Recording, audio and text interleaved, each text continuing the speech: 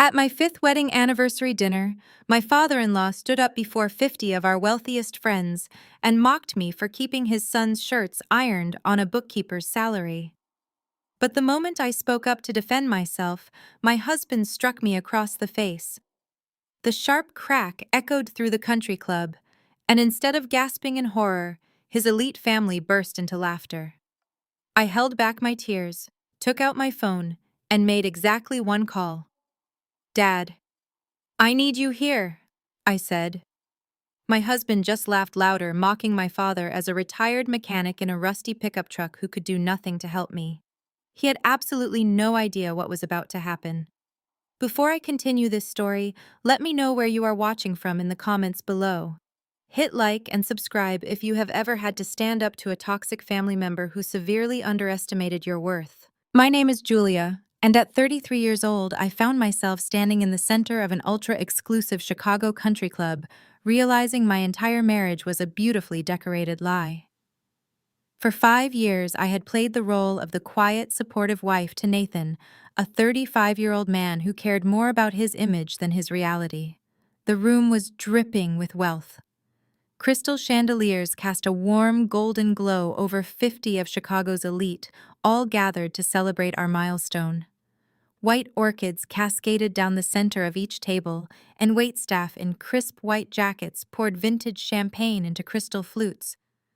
From the outside, it looked like a fairy tale, but inside I was suffocating. Nathan's family was the kind of wealthy that demanded everyone else feel poor. His parents, Richard and Patricia, had built a logistics firm that gave them a comfortable life, but they acted as if they were royalty. From the day I met them, they made it clear I did not belong. They thought I was just a modest bookkeeper, a girl from a blue-collar background who had hit the jackpot by landing their golden boy. I let them believe it. I let Nathan take the credit for our beautiful home, our luxury vacations, and the designer suits he wore so proudly. I kept my true career and my true financial status completely hidden, funneling my own money into our joint accounts just to protect his incredibly fragile ego. I thought that was what a supportive wife was supposed to do. I thought my sacrifice would build a strong foundation for our future. I was so wrong. The night of our anniversary, the resentment I had been swallowing for half a decade finally reached its boiling point. We had just finished the main course when Richard stood up at the head of the long banquet table. He tapped a silver spoon against his champagne flute, demanding the attention of the entire room. The low hum of conversation faded into expectant silence. Richard puffed out his chest, adjusting the lapels of his custom Italian suit. "I want to propose a toast to my son Nathan." "Richard," began, his voice booming with arrogant pride, "to a man who carries the heavy financial weight of this family with absolute grace. A man who works tirelessly to provide this lavish lifestyle." The guests murmured in agreement, raising their glasses toward Nathan, who sat beside me beaming with unearned pride. Then Richard turned his gaze to me. His smile was sharp, his eyes gleaming with that familiar, condescending light. And to Julia he continued, his tone dripping with fake sweetness. "We must commend her for her dedication as well. It takes a very special kind of woman to keep Nathan's shirts perfectly ironed on a modest bookkeeper's salary. She really knows how to stretch a penny, does she not, folks?" A wave of soft chuckles rippled through the elegant dining room.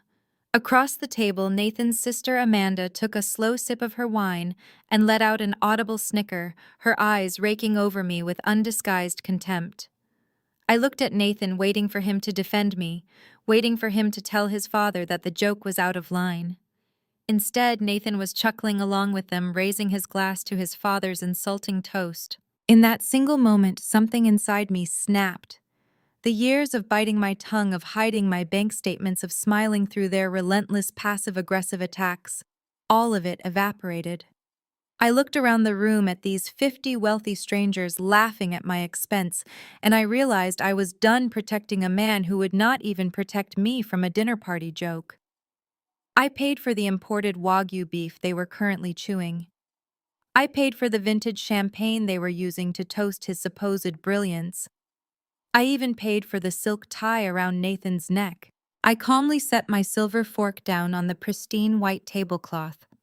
I did not raise my voice, but I spoke clearly enough that the sudden silence in the room amplified every single syllable. "Actually, Richard," I said, picking up my own champagne flute, "I paid for this $15,000 dinner, just like I paid for the tailored suit you are wearing right now." The laughter died instantly. The silence that followed was so absolute, so heavy, you could have heard a pin drop on the carpeted floor. Richard's face turned a violent shade of red. Amanda lowered her wine glass, her mouth hanging slightly open in shock. The guests exchanged wide-eyed, uncomfortable glances, suddenly realizing they were witnessing the collapse of a carefully curated family image. Beside me, Nathan's chair scraped violently against the floor. He stood up, his face contorted with a rage I had never seen before.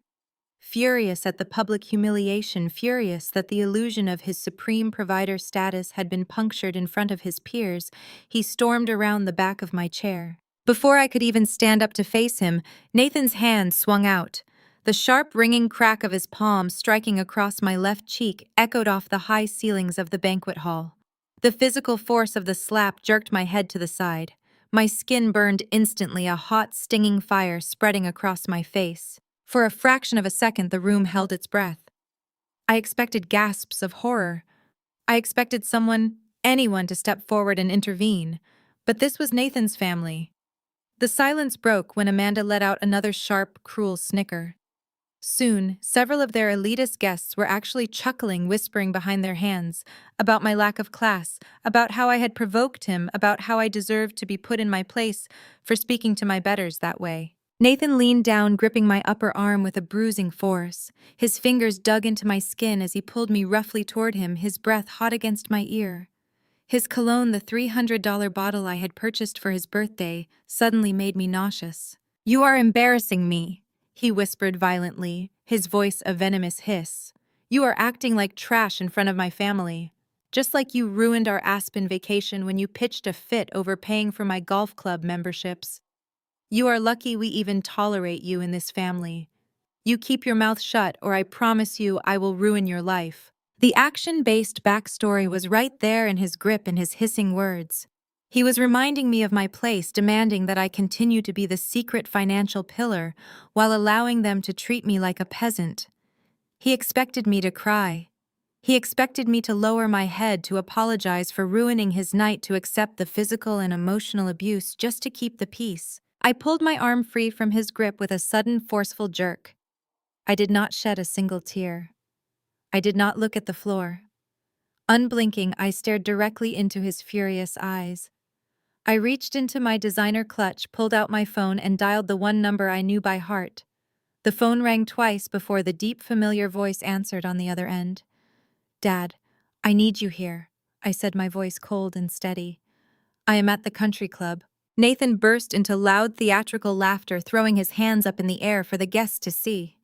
He looked around the room, making a show of my supposed pathetic behavior. "Are you kidding me?" Nathan mocked, his voice echoing through the quiet room. "What is a retired mechanic in a rusty pickup truck going to do, Julia? Is he going to drive all the way out here and fix my carburetor?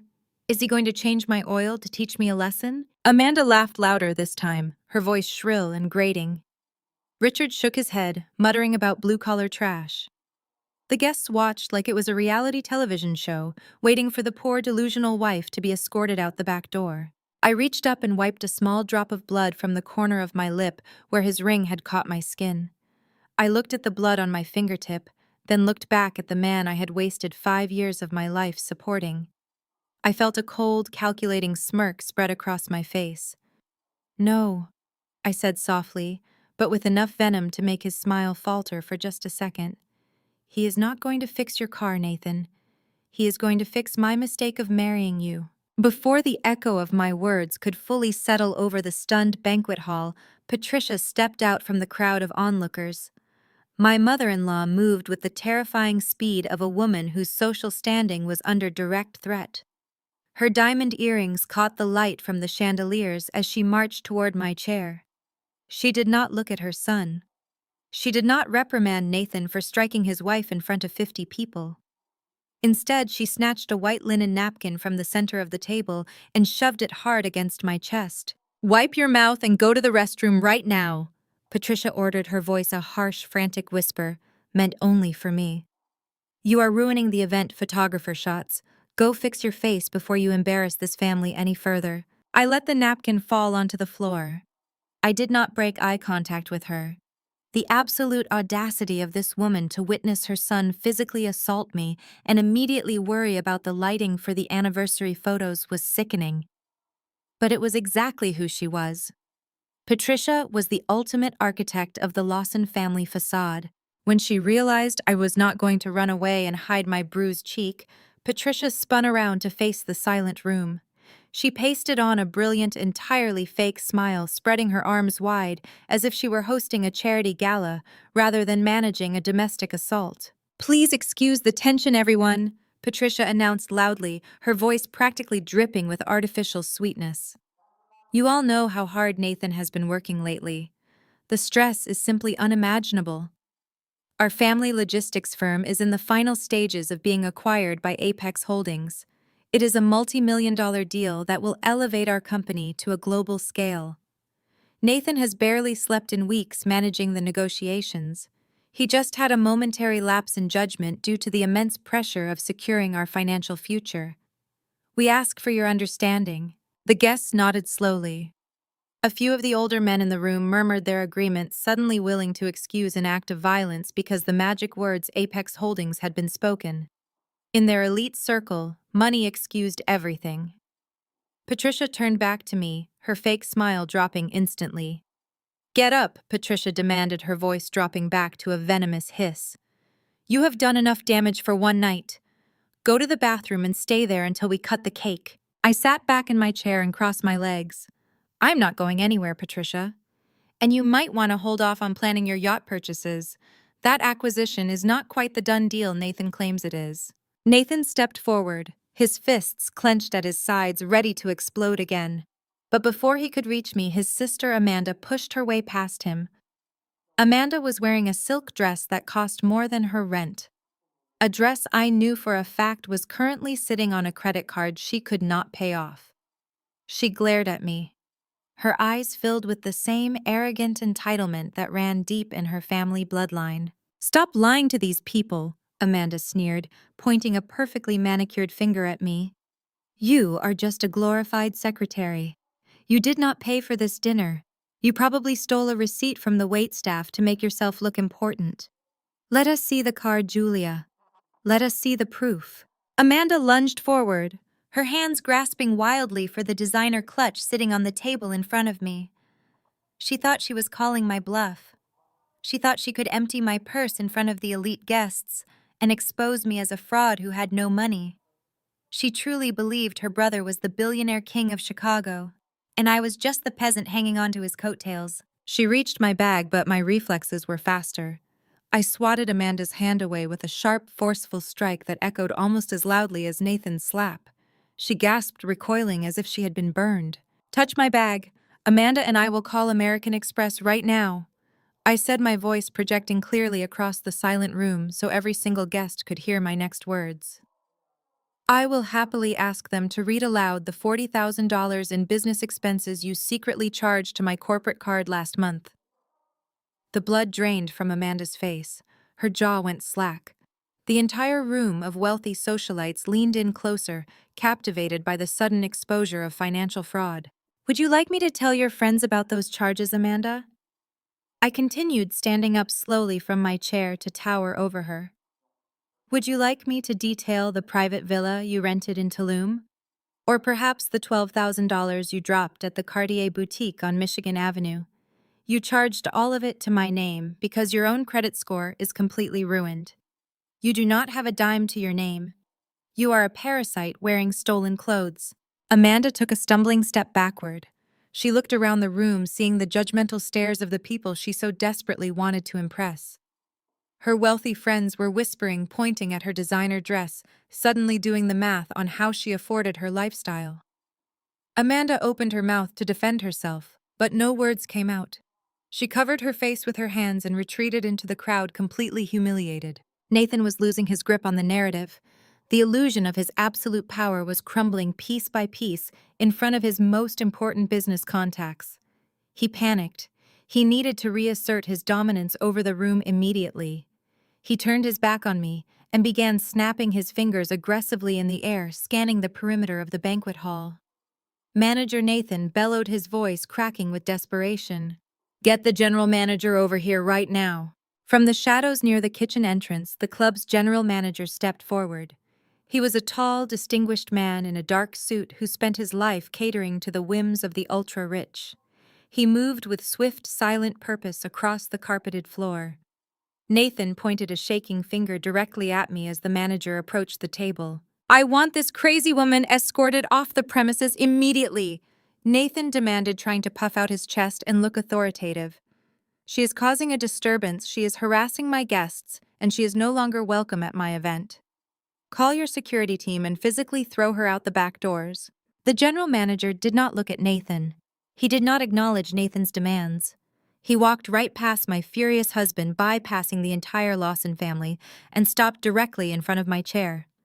The room watched in absolute silence as the manager folded his hands respectfully in front of him and bowed deeply to me. "Mrs. Lawson," the manager said, his tone filled with absolute deference and respect. "Your VIP security detail has just secured the perimeter. They are waiting at the front gates.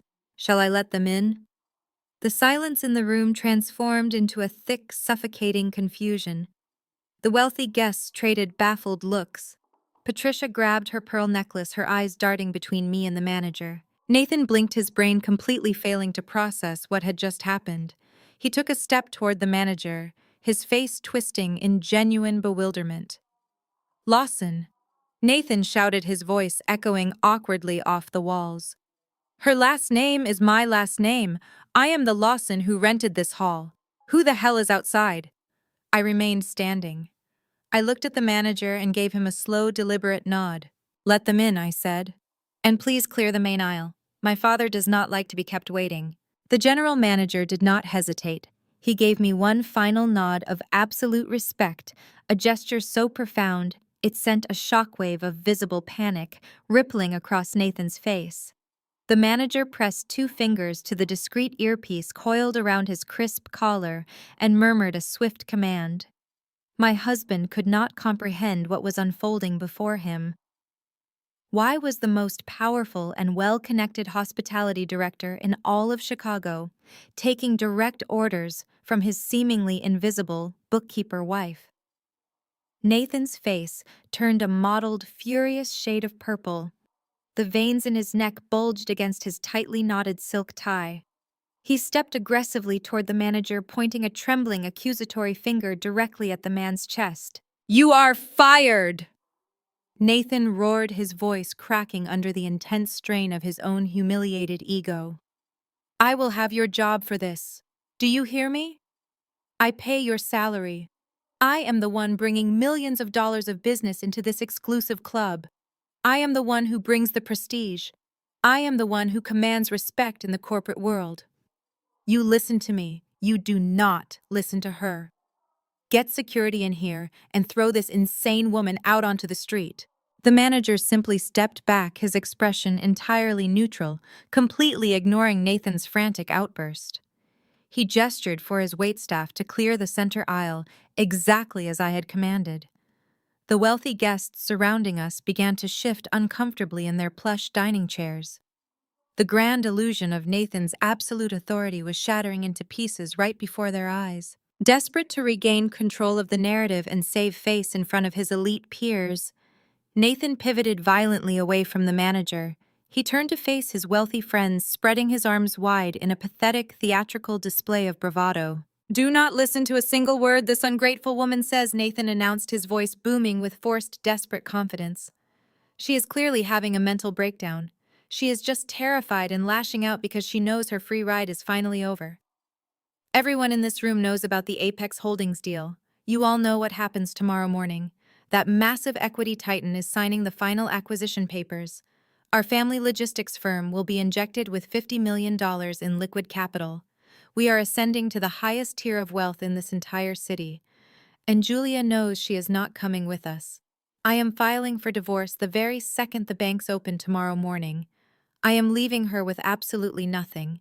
She will be back to balancing spreadsheets in a miserable gray cubicle by Monday morning, right where she belongs. Nathan looked incredibly proud of his little speech. He genuinely thought the mere mention of Apex Holdings would instantly restore his dominant status as the undisputed king of the banquet hall. Several of his sycophantic friends murmured their eager approval, raising their champagne flutes in a twisted show of solidarity.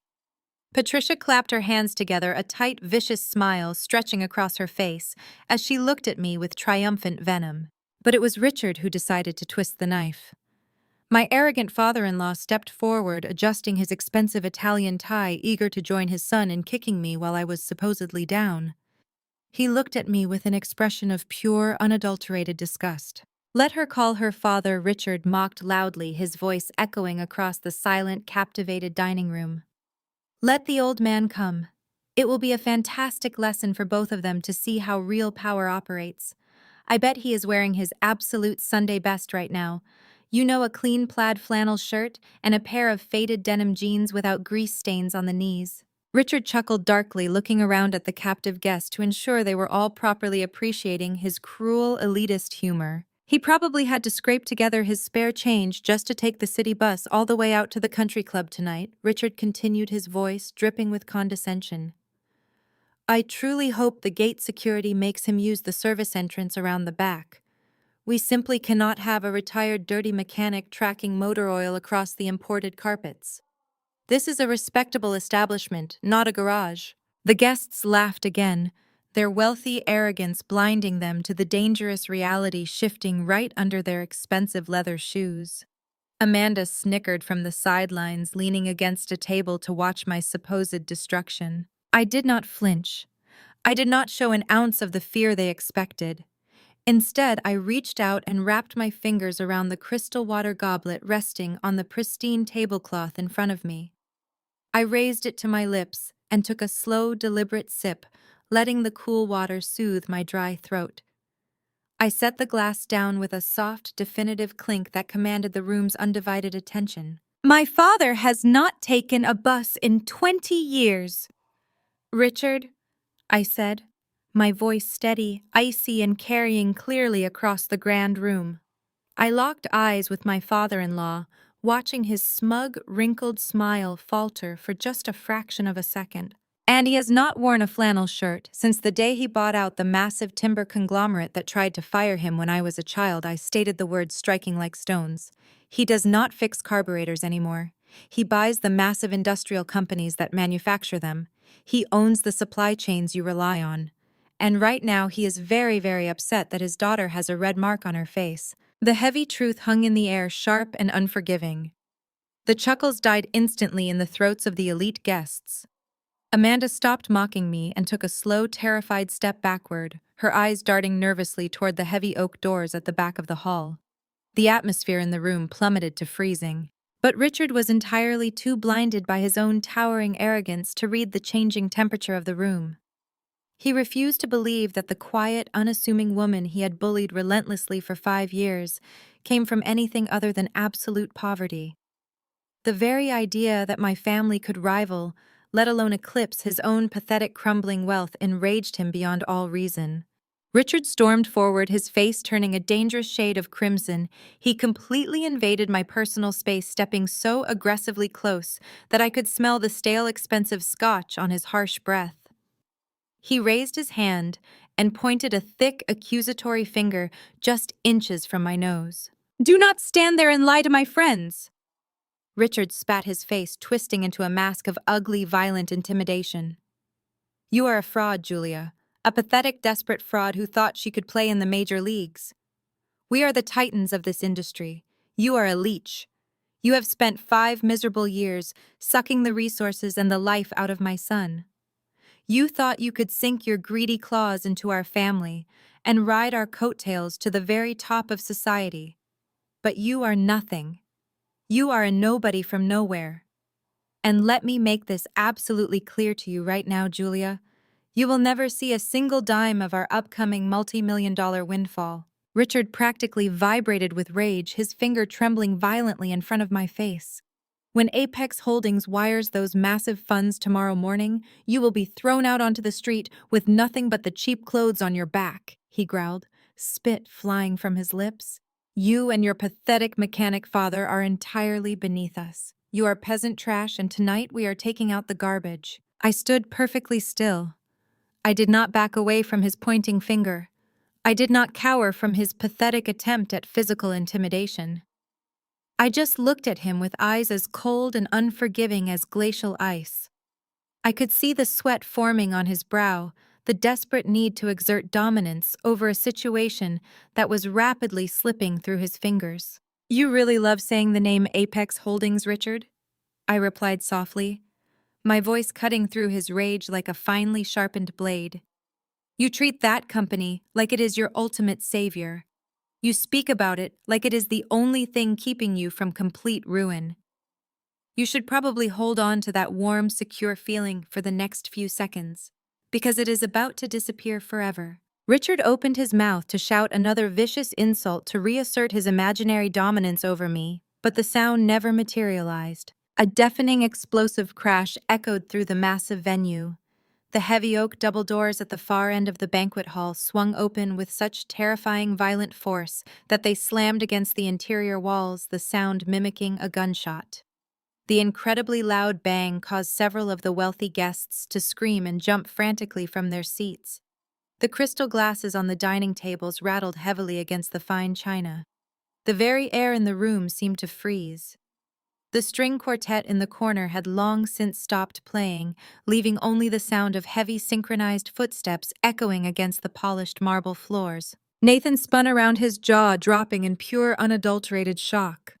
Patricia gasped loudly, clutching her chest as if she might faint. Richard froze instantly, his pointing finger hovering uselessly and limply in the air between us. Through the grand entrance, 6 men marched into the elegant dining room. They were not the standard country club security guards. They were large, imposing, deeply terrifying figures, dressed in impeccably tailored, identical black suits. They moved with synchronized military precision, their faces completely devoid of any emotion.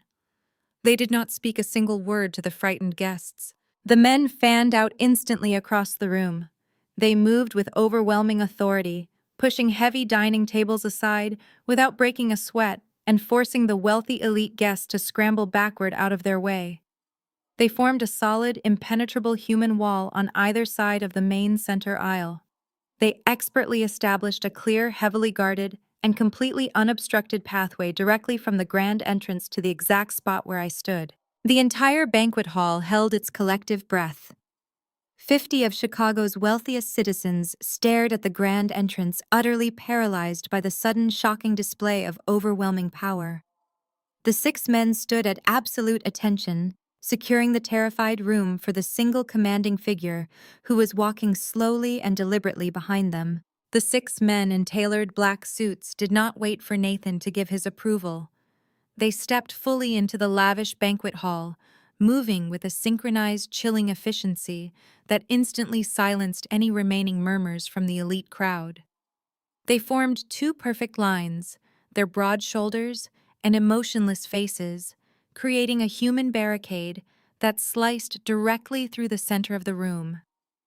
The wealthy guests, who just moments ago had been laughing at my expense, now scrambled backward, tripping over their own expensive leather shoes and dragging their silk gowns out of the way. Chairs scraped loudly against the polished marble floor. Someone dropped a crystal champagne flute, the glass shattering into 100 pieces, but no one dared to speak a word or bend down to pick it up. The general manager stepped back, melting into the shadows, leaving Nathan standing completely exposed and utterly powerless at the head of the ruined table. The heavy oak double doors at the entrance remained wide open. For a long, agonizing moment, the corridor beyond was empty. Then the rhythmic sound of solid, confident footsteps echoed against the hallway walls. My father walked into the room. Thomas did not look like the greasy, bus-riding mechanic Richard had just so gleefully described to his 50 high society friends. He was not wearing a cheap flannel shirt or faded denim. My father strode into the country club wearing a bespoke charcoal gray Italian wool suit that draped perfectly across his broad shoulders. A crisp, white silk shirt and a subtle dark tie completed the look, topped off by the platinum Patek Philippe watch, gleaming quietly on his left wrist. He did not look like a man who worked for a living. He looked like a man who owned the people who worked for a living. He radiated an aura of terrifying quiet authority, the kind of absolute power that never needed to raise its voice to command total obedience. He did not even glance at the gaping guests. He ignored the open mouths of the city's supposed elite. He ignored the massive floral arrangements and the expensive ice sculptures. His piercing dark eyes locked entirely on me. He walked down the cleared aisle, the 6 security guards turning smoothly to follow him as he approached our table. Nathan instinctively took a large, stumbling step backward, his previous bravado evaporating the second my father got within 10 feet of him. Patricia gripped the edge of the table, her knuckles turning bone white, her breath catching audibly in her throat. Amanda was nowhere to be seen, having fully retreated behind a group of terrified socialites. My father stopped right in front of me. The imposing height and presence of the man dwarfed everyone else in the room. He reached out with a gentle, calloused hand, the only remaining physical evidence of his decades of hard labor, before he bought out the very timber empire that had once employed him. He cupped my chin, tilting my face slightly toward the warm light of the crystal chandeliers. His thumb lightly brushed the swollen, angry red mark burning across my left cheek. I saw the exact second his heart broke for me, followed instantly by the cold, calculated fury that took its place. The muscles in his jaw feathered tight. The temperature in the extravagant dining room seemed to drop by 10 degrees. He let his hand fall slowly to his side. He did not yell. He did not lose his temper or scream like a rabid animal the way Nathan had. True power is perfectly still. My father slowly turned his gaze away from me and locked eyes with Nathan. Nathan swallowed hard, his Adam's apple bobbing visibly in his throat. He looked like a cornered rat, desperately searching for a place to hide, but the wall of black-suited security guards completely blocked his escape. "You have exactly 3 minutes to explain why my daughter has a mark on her face," my father said. His voice was a low, resonant rumble that carried perfectly through the dead silence of the banquet hall. "Before I legally and financially erase your bloodline from this city." Nathan opened his mouth, but only a pathetic, high-pitched squeak came out. The man who had spent the last 5 years terrorizing me behind closed doors, demanding I fund his life while he publicly tore me down, was completely paralyzed. He looked at his father for help, his eyes wide with sheer panic. Richard, refusing to accept that the narrative had violently shifted out of his control, shoved his way past his paralyzed son. Richard's chest was heaving, his face a blotchy, uneven red. He was a man drowning in his own delusions of grandeur, clinging desperately to the fake wealth he had spent a lifetime projecting. He barked a loud, nervous laugh, looking around at his wealthy peers, begging them with his eyes to join in on the joke. None of them did. Thomas Richard sneered, taking a step forward to physically intimidate a man who could crush him with a single phone call. "Did you rent that suit for the occasion? Do you honestly think putting on a nice jacket hides the engine grease under your fingernails? You are a mechanic. You are a blue-collar nobody from a pathetic suburb. Do not stand in my dining room and threaten us." My father did not blink. He did not move a single muscle. He just let Richard continue to dig his own grave in front of the entire Chicago elite. "You have absolutely no power here," Richard shouted, his voice echoing off the vaulted ceilings as he pointed a trembling finger inches from my father's face. "You are looking at the future titans of the logistics industry. You are looking at billionaires. We are backed by Apex Holdings. Do you even know what that is? It is a massive global equity titan.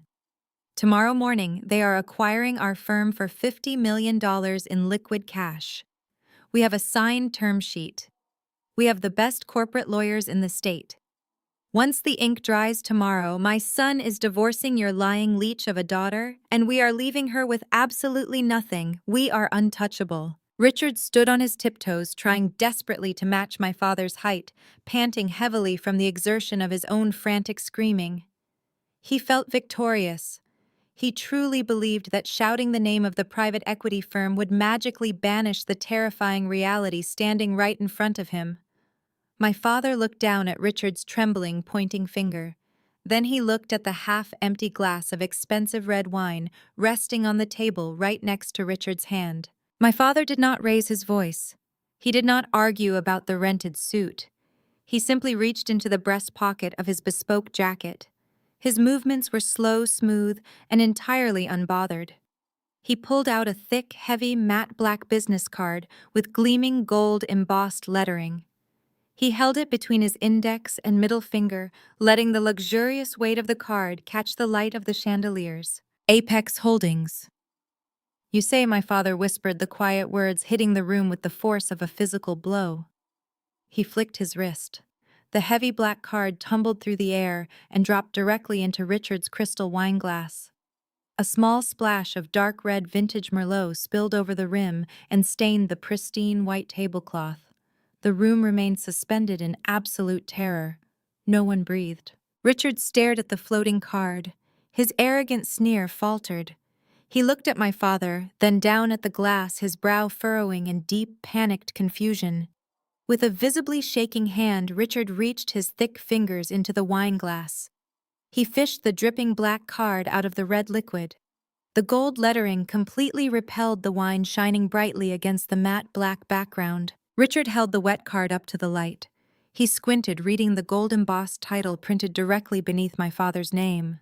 I watched the exact second the reality of his total destruction finally registered in his brain.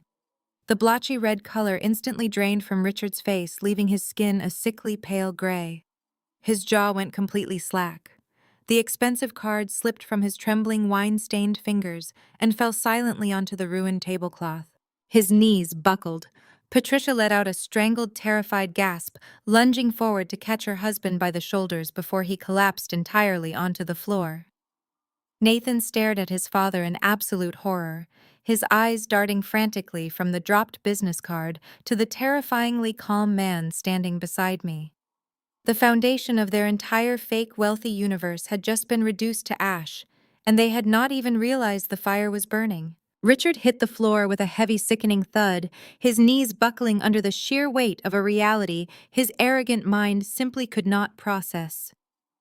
Patricia let out a piercing shriek, dropping to the plush carpet to grab her husband by the shoulders. She shook him frantically, her perfectly coiffed hair falling into her tear-streaked face, but Richard could not speak. His mouth opened and closed like a landed fish, his eyes wide and completely glazed over. He remained completely paralyzed, staring blankly at the wet, wine-stained business card resting on the ruined tablecloth. Nathan stared at his father, his face twisting into a grotesque mask of pure confusion. He took a stumbling step forward, reaching out with trembling fingers to snatch the matte black card from the table. His eyes frantically scanned the gold-embossed lettering. I watched his throat work as he swallowed hard, his brain violently rejecting the information printed right in front of him. I took a slow, deliberate breath and stepped away from my chair. I stood up straight, calmly smoothing a non-existent wrinkle from my silk dress. The sharp, burning sting on my cheek from his slap was still there, a physical reminder of the disrespect I had endured for 5 years, but it only fueled the absolute clarity of this moment. I looked at the man I had called my husband, watching him crumble under the weight of a truth he was entirely too blind to ever see coming. "Nathan!" I said, my voice ringing with a calm, lethal authority that made several of his wealthy friends flinch and step backward. "You have spent 5 entire years parading me around your elite social circles as a prop. You told everyone in this room that I was a low-level bookkeeper. You allowed your family to treat me like a charity case, an uneducated peasant you graciously rescued from obscurity. You let your father mock me. You let your sister steal from me. You slapped me across the face because you thought I was powerless." I took a slow step forward, the wall of tailored security guards parting slightly to give me the absolute command of the room. "I am not a bookkeeper, Nathan," I stated, my voice echoing off the high, vaulted ceilings of the country club. "I am the senior managing partner of mergers and acquisitions at Apex Holdings. I personally oversee billions of dollars in corporate buyouts across the globe. And the man standing next to me, the man your father just mocked as a dirty mechanic who rides the city bus, is Thomas Lawson, the founder and chief executive officer of Apex Holdings. For 3 agonizing seconds, the banquet hall was dead silent. The 50 elite guests stared at me, their champagne flutes frozen in midair. They looked at my father, taking in the bespoke suit, the terrifying security detail, and the undeniable aura of absolute control. The realization washed over the crowd like a tidal wave of ice water. The woman they had been laughing at all evening held their entire financial futures in the palm of her hand. Then Nathan broke the silence. He let out a loud, frantic bark of laughter. It was a manic, unhinged sound that completely lacked any real humor. He started shaking his head violently, pacing back and forth in front of the head table. "This is a joke," Nathan shouted, his voice cracking with a desperate, high-pitched panic. "This is a pathetic, sick joke. You are a liar, Julia. You are a $60,000 a year paper pusher." He waved the wine-stained business card wildly in the air, turning to his wealthy friends and begging them for validation. "Do not listen to a single word she says," Nathan pleaded, sweat beginning to bead on his forehead and stain the collar of his expensive dress shirt. "She printed these fake business cards at some cheap copy shop downtown. She hired these goons in suits to come in here and scare us because she is having a mental breakdown. She is delusional. Apex Holdings is a global titan. They do not employ suburban bookkeepers." He looked around the room, waiting for his sycophantic friends to laugh with him to agree that I was crazy. But nobody laughed. The guests actively averted their eyes, taking slow, nervous steps away from the Lawson family. They were not blind.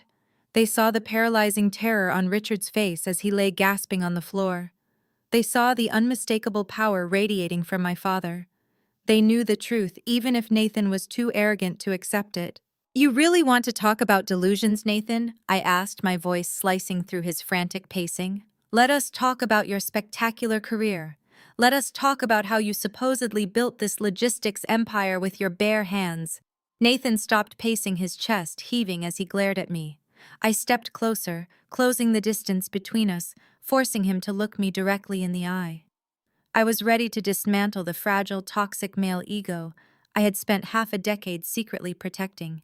3 years ago, your father's logistics company was 90 days away from total bankruptcy, I said, projecting my voice so every single one of his business contacts could hear the undeniable truth. "You were crying in our kitchen at 2 in the morning because First Continental Bank denied your loan extensions. You told me you were a failure. You told me you were going to lose the family business. Then miraculously, an anonymous offshore equity firm called Vanguard Solutions injected $2 million into your operating budget and saved your life." Nathan swallowed hard, his eyes darting side to side. "How do you know about Vanguard?" he whispered, the panic finally beginning to crack his defensive shell. That was highly classified corporate data. "Because Vanguard Solutions is a dummy shell corporation, Nathan," I stated coldly. "I created it. I own it. I used my personal trust fund to bail out your failing, mismanaged company because I loved you. I injected $2 million of my own money into your sinking ship to keep your fragile ego completely intact."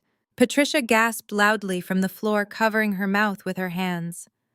Richard groaned, rolling onto his side as the ultimate humiliation washed over him. He was not a self-made titan. He was a charity case funded by the daughter-in-law he despised. But I did not stop there.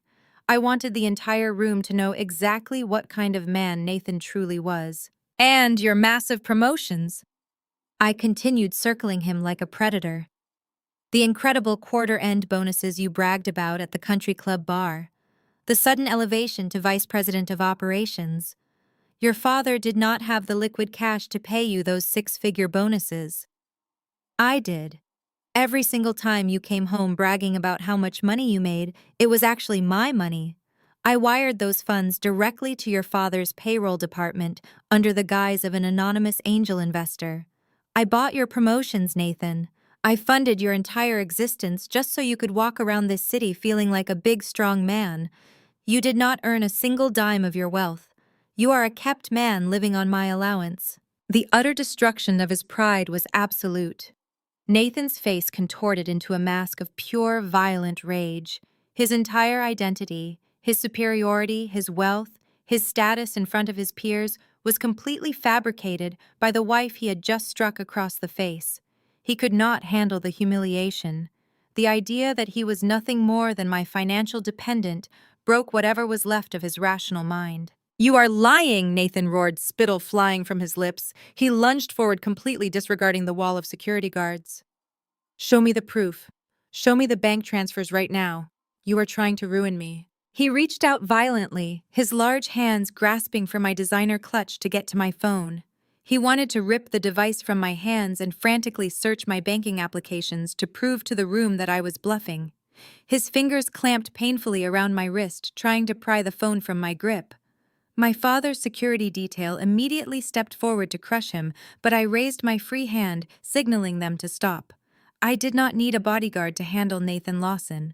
I twisted my arm sharply, using his own momentum against him, and drove the heel of my palm hard into his chest. Nathan stumbled backward, gasping for air as he crashed heavily into the edge of the dining table. Silverware clattered to the floor. He gripped the edge of the table to keep from falling, staring at me with a mixture of profound shock and genuine fear. I smoothed my dress one final time and looked down at the phone resting perfectly in the palm of my hand. I did not need to show him my private banking applications. I had a much more public execution in mind. With a few quick taps on my screen, I accessed the country club's central network. As the one who had actually paid the $15,000 invoice for the evening, the event coordinator had given me master access to the banquet hall's integrated audiovisual system to play our anniversary slideshow. I bypassed the slideshow entirely and routed my phone's audio output directly into the room's massive ceiling-mounted Bluetooth speakers. I looked down at Nathan, who was still clutching his chest by the table. I gave him a smile that promised absolute ruin. "You want proof, Nathan?" I asked, the sound of my voice now perfectly isolated in the dead quiet room. I pulled up my contacts list, tapped a specific name, and hit dial. "Let us prove it right now." The first ring echoed from the banquet hall ceiling speakers with the heavy metallic finality of a prison door slamming shut. The sound vibrated through the massive crystal chandeliers washed over the terrified elite guests and struck Nathan right in the center of his chest. He stared up at the speakers, his eyes wide, his breath hitching in his throat. Richard remained on the floor, clutching his chest, his gaze darting frantically between me and the ceiling. The second ring amplified the suffocating tension in the room. 50 of Chicago's wealthiest citizens stood completely paralyzed, captivated by the total, unavoidable destruction of the Lawson family facade. On the third ring, the line clicked open. A crisp, highly professional voice filled the massive dining room, cutting through the heavy silence with absolute clarity. "Ms. Lawson," the voice said, radiating absolute deference and immediate attention. "This is Marcus Vance, lead broker for the Chicago Acquisitions Desk. We were not expecting you to check in tonight, senior managing partner.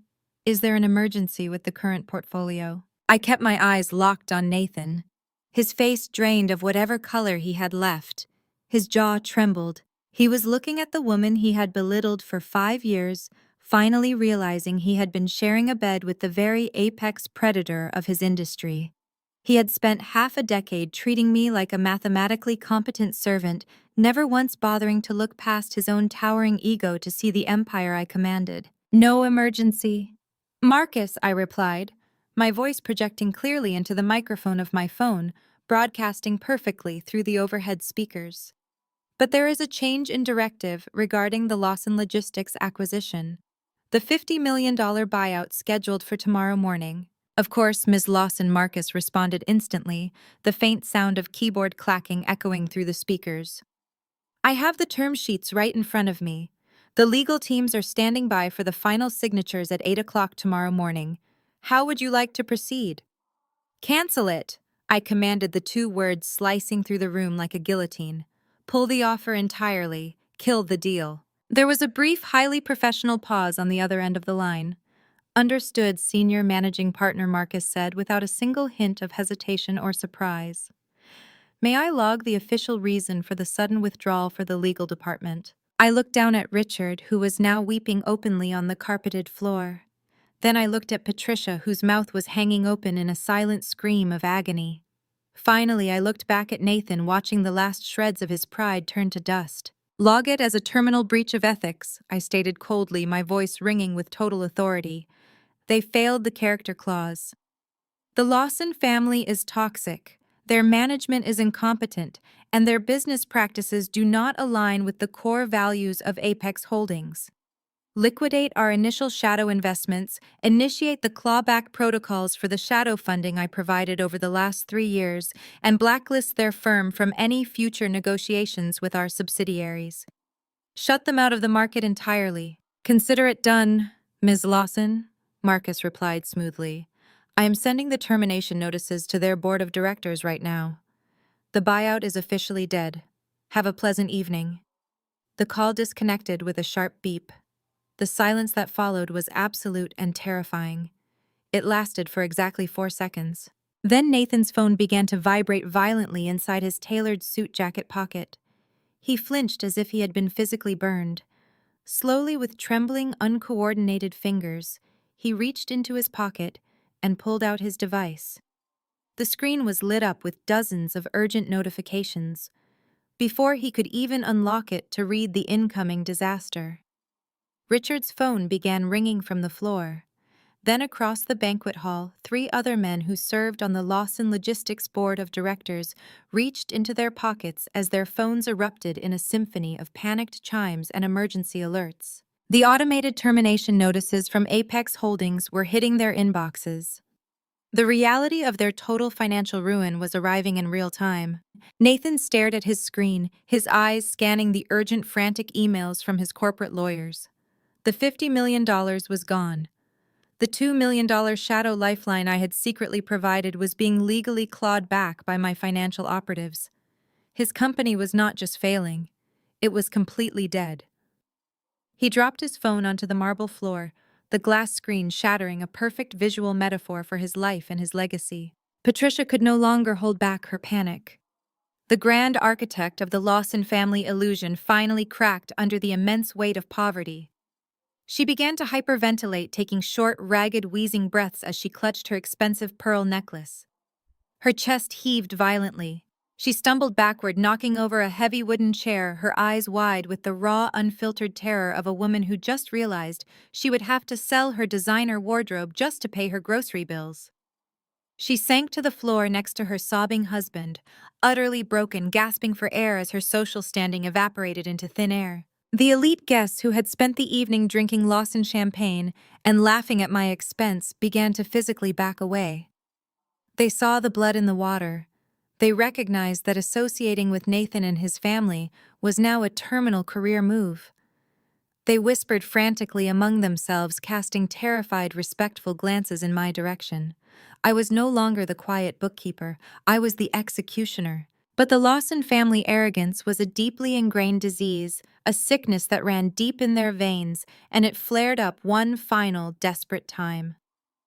From the back of the room, pushing her way through the crowd of horrified onlookers, came Amanda. She had watched her parents collapse into a heap of despair. She had watched her brother lose his mind and his fortune. And instead of understanding the gravity of the situation, instead of recognizing that they had brought this upon themselves, her spoiled, entitled brain simply snapped. She charged down the center aisle, her expensive silk dress flowing behind her, her face twisted in a mask of irrational, vitriolic fury. She bypassed the security guards who allowed her to step into the center ring. "You ruined us!" Amanda screamed, her voice shrill and echoing painfully against the vaulted ceilings. She lunged directly at me. Her manicured hands raised like claws, desperate to inflict physical pain to match her total financial devastation. "You destroyed our entire family over a simple slap. He just hit you once. It was a simple slap. You vindictive, evil woman. You ruined our lives." She did not make it within 5 feet of me. Before I even had to shift my weight, my father moved. Thomas stepped smoothly and deliberately between me and the charging, shrieking woman. He did not raise his hands. He did not flinch. He simply stood there, an immovable mountain of bespoke wool and terrifying authority placing his body as a permanent shield in front of mine. Amanda crashed into his solid frame and bounced backward, staggering awkwardly on her high heels. She looked up at him, opening her mouth to scream another insult, ready to unleash a torrent of entitled rage upon the man who had just dismantled her inheritance. My father simply glared at her. The look in his dark, unyielding eyes was so profoundly cold, so completely devoid of mercy, that it instantly stripped the air from Amanda's lungs. The venomous shriek died in her throat. She froze, her chest heaving, suddenly realizing she was screaming at a man who could crush her existence with a single command. The sheer gravitational pull of his presence commanded absolute silence. My father did not yell. He did not match her hysterical energy. He looked at her the way a lion might look at a particularly irritating insect that had wandered too close to its pride. He slowly adjusted his cuffs, his gaze remaining locked on her terrified face. Without taking his piercing eyes off Amanda, Thomas raised his right hand and made a brief, sharp gesture to the towering head of his security detail standing just a few feet away. "Show the sister the photographs from the marina." My father commanded, his voice a low, lethal rumble that offered absolutely no quarter and left zero room for negotiation. The lead security agent stepped forward immediately. He reached inside his tailored black suit jacket and withdrew a single glossy photograph. He moved with cold, mechanical precision, walking directly up to the trembling woman. He did not say a word. He did not explain what the image contained. He simply thrust the photograph out, forcing Amanda to take it. Amanda reached out with shaking fingers. She took the glossy paper, her eyes dropping down to look at the image printed on it. Whatever she saw in that photograph hit her harder than any physical blow ever could. The remaining color instantly drained from her face, leaving her skin completely ashen and gray. Her eyes widened in a look of absolute, unadulterated horror. Her mouth opened in a silent scream, her breathing stopping entirely as her deepest, darkest secret was casually handed to her in front of 50 people. The arrogant, entitled woman, who had just seconds ago tried to physically attack me, was completely neutralized. The glossy photograph slipped from her limp fingers, fluttering down to rest face down on the polished marble floor. Amanda let out a gut-wrenching, devastated sob. Her knees gave out completely. She dropped straight down to the floor, collapsing in a heap of expensive silk and profound, life-altering despair, weeping uncontrollably into her hands. Amanda's pathetic, gut-wrenching sobs were the only sound in the otherwise dead-silent banquet hall. She remained curled in a miserable ball on the imported marble floor, her expensive silk dress bunched up around her knees. Her perfectly manicured hands covered her face as she rocked back and forth, entirely consumed by the absolute destruction of her carefully curated life. I stood perfectly still, looking down at my sister-in-law with a profound, icy emptiness. I felt no pity. I felt no remorse. For half a decade, this woman had treated me like gum stuck to the bottom of her designer shoes. Now she was the one scraping the floor. Nathan stared at his sister, his eyes wide and completely uncomprehending. His brain already short-circuiting from the revelation that I was the senior managing partner of Apex Holdings, and the sole source of his fake wealth, could not process this new level of disaster. "Pick it up, Nathan," I commanded. My voice was a sharp, unyielding whip that cracked through the heavy air of the dining room. "Pick up the photograph and take a very close look at how your beloved sister actually affords her luxury lifestyle." Nathan flinched at my tone, but obeyed blindly, his spirit already broken. With trembling fingers, he reached down and scooped the glossy photograph off the floor. His bloodshot eyes scanned the image. I watched his brow furrow in deep confusion before the horrifying realization began to dawn on his pale face. That photograph was taken 3 weeks ago at the Belmont Marina. I explained clearly, projecting my voice so that every single one of the 50 elite guests in the room could hear the sordid details of the Lawson family corruption. "That is your sister Amanda. She is standing next to a 70-foot yacht she rented for a weekend party she could never actually afford. And the man standing next to her is a private offshore financial courier. I took a slow, deliberate step toward my husband, ensuring he absorbed every single syllable of his family's utter disgrace. Look at what she is handing him, Nathan. Those are two locked steel briefcases. Inside those briefcases is exactly $400,000 in untraceable bundled cash. A collective gasp rippled through the crowd of wealthy onlookers. Several of the older socialites clutched their pearls, their eyes darting between Amanda sobbing on the floor and the photograph trembling in Nathan's hands. She has been embezzling directly from your logistics company for 3.5 years, Nathan. I stated my words ringing with surgical precision. She set up a series of fake vendor accounts and dummy invoices. Every time you thought you were paying for fleet maintenance or warehouse upgrades, you were actually funding her $12,000 Cartier shopping sprees and private villas in Tulum. She siphoned millions of dollars right out from under your completely incompetent nose. Nathan looked like he had been physically gutted. His mouth opened, but he could not find the breath to speak. He looked down at the sister he had always defended, the sister who had endlessly mocked my supposed lack of wealth, and realized she was nothing but a common thief. But here is the truly hilarious part of this entire tragedy. I continued allowing a cold, razor-thin smile to touch my lips. Because your company was already functionally bankrupt, the money Amanda was stealing did not actually belong to the Lawson family. Your company generated zero actual profit. She was stealing my trust fund money. The same private capital I was secretly pumping into your accounts just to keep the lights on and keep you from going to federal prison for insolvency. You were robbing Peter to pay Paul, Amanda, and you did not even realize Peter was sitting right across from you at the dinner table taking notes. The absolute silence of the room was shattered by a sudden primal roar of fury. It did not come from Nathan. It came from Patricia. The grand, untouchable matriarch of the Lawson family completely lost her mind.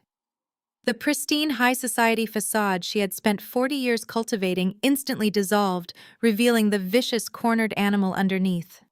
The woman who just an hour ago had ordered me to go to the bathroom and fix my face after her son violently assaulted me was now completely unhinged by the public exposure of their financial crimes. "You stole from us!" Patricia shrieked, her voice cracking into a hysterical, deafening pitch. She lunged forward like a striking viper. She grabbed Amanda by the shoulder of her expensive silk dress and hauled her violently upward. Amanda cried out in terror, trying to pull away, but her mother's grip was fueled by absolute panic and rage. Patricia raised her hand high into the air and struck her own daughter across the face with a brutal, echoing slap. The sound of flesh hitting flesh cracked through the banquet hall like a gunshot. It was the exact same sound, the exact same violence that Nathan had inflicted upon me at the start of the evening. The poetic justice of the moment was so thick I could practically taste it. Amanda let out a wail of pure agony, stumbling backward and clutching her rapidly swelling bright red cheek. "You stupid, selfish little girl," Patricia screamed, spitting the words into Amanda's face. "You ruined our family name. You stole from your brother. You humiliated us in front of everyone." Patricia raised her hand to strike her daughter again, completely abandoning all decorum in front of her most important social peers. The wealthy guests gasped and took several steps back, completely horrified by the ugly, violent implosion happening right in front of the head table. Richard, who had been lying on the floor gasping for air just moments prior, suddenly found his footing. Driven by the sheer desperation of saving whatever tiny shred of his reputation remained, he scrambled upward. "Stop it, Patricia! Stop it right now!" Richard bellowed, his face a terrifying shade of purple. He lunged forward to separate his wife and daughter. He grabbed Patricia around the waist, trying to haul her backward. Patricia fought him wildly, her arms flailing as she tried to get past him to attack Amanda again. The three of them became a tangled, chaotic mess of screaming, shoving, and tearing expensive clothing. Richard stumbled backward under his wife's frantic weight. His heel caught the thick edge of the imported dining carpet. He lost his balance entirely. Richard and Patricia careened backward, crashing violently into a tall, beautifully decorated high-top table positioned near the edge of the dance floor. The table had been meticulously arranged with a towering, perfectly balanced pyramid of expensive crystal champagne glasses. When Richard's heavy frame slammed into the table, the entire structure gave way. The table flipped upward, the glorious pyramid of crystal shattered instantly. Hundreds of delicate champagne flutes crashed to the marble floor in a magnificent, deafening explosion of breaking glass. Sparkling wine sprayed wildly through the air, soaking into Richard's bespoke suit and splashing across Patricia's designer gown. They both collapsed into the shimmering, jagged wreckage of broken crystal and spilled alcohol. The entire banquet hall erupted into genuine chaos. Several guests screamed. People were pulling out their smartphones, their camera flashes illuminating the pathetic spectacle of the Lawson family rolling around in broken glass and spilled wine.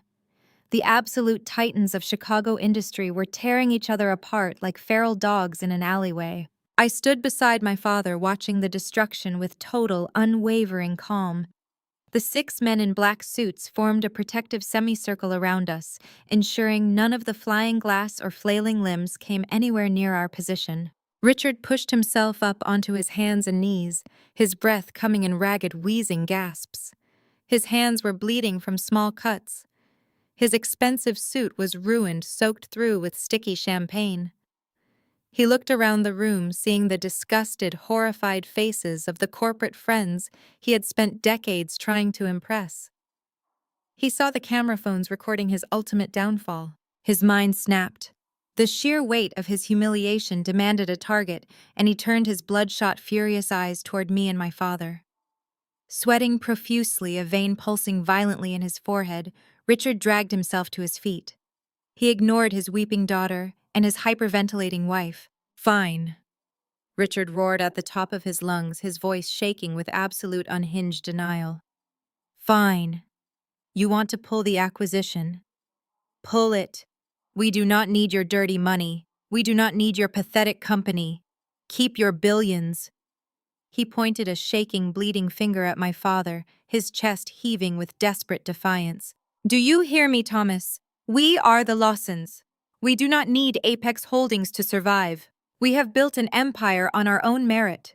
You think you can just march in here and erase us? You are wrong.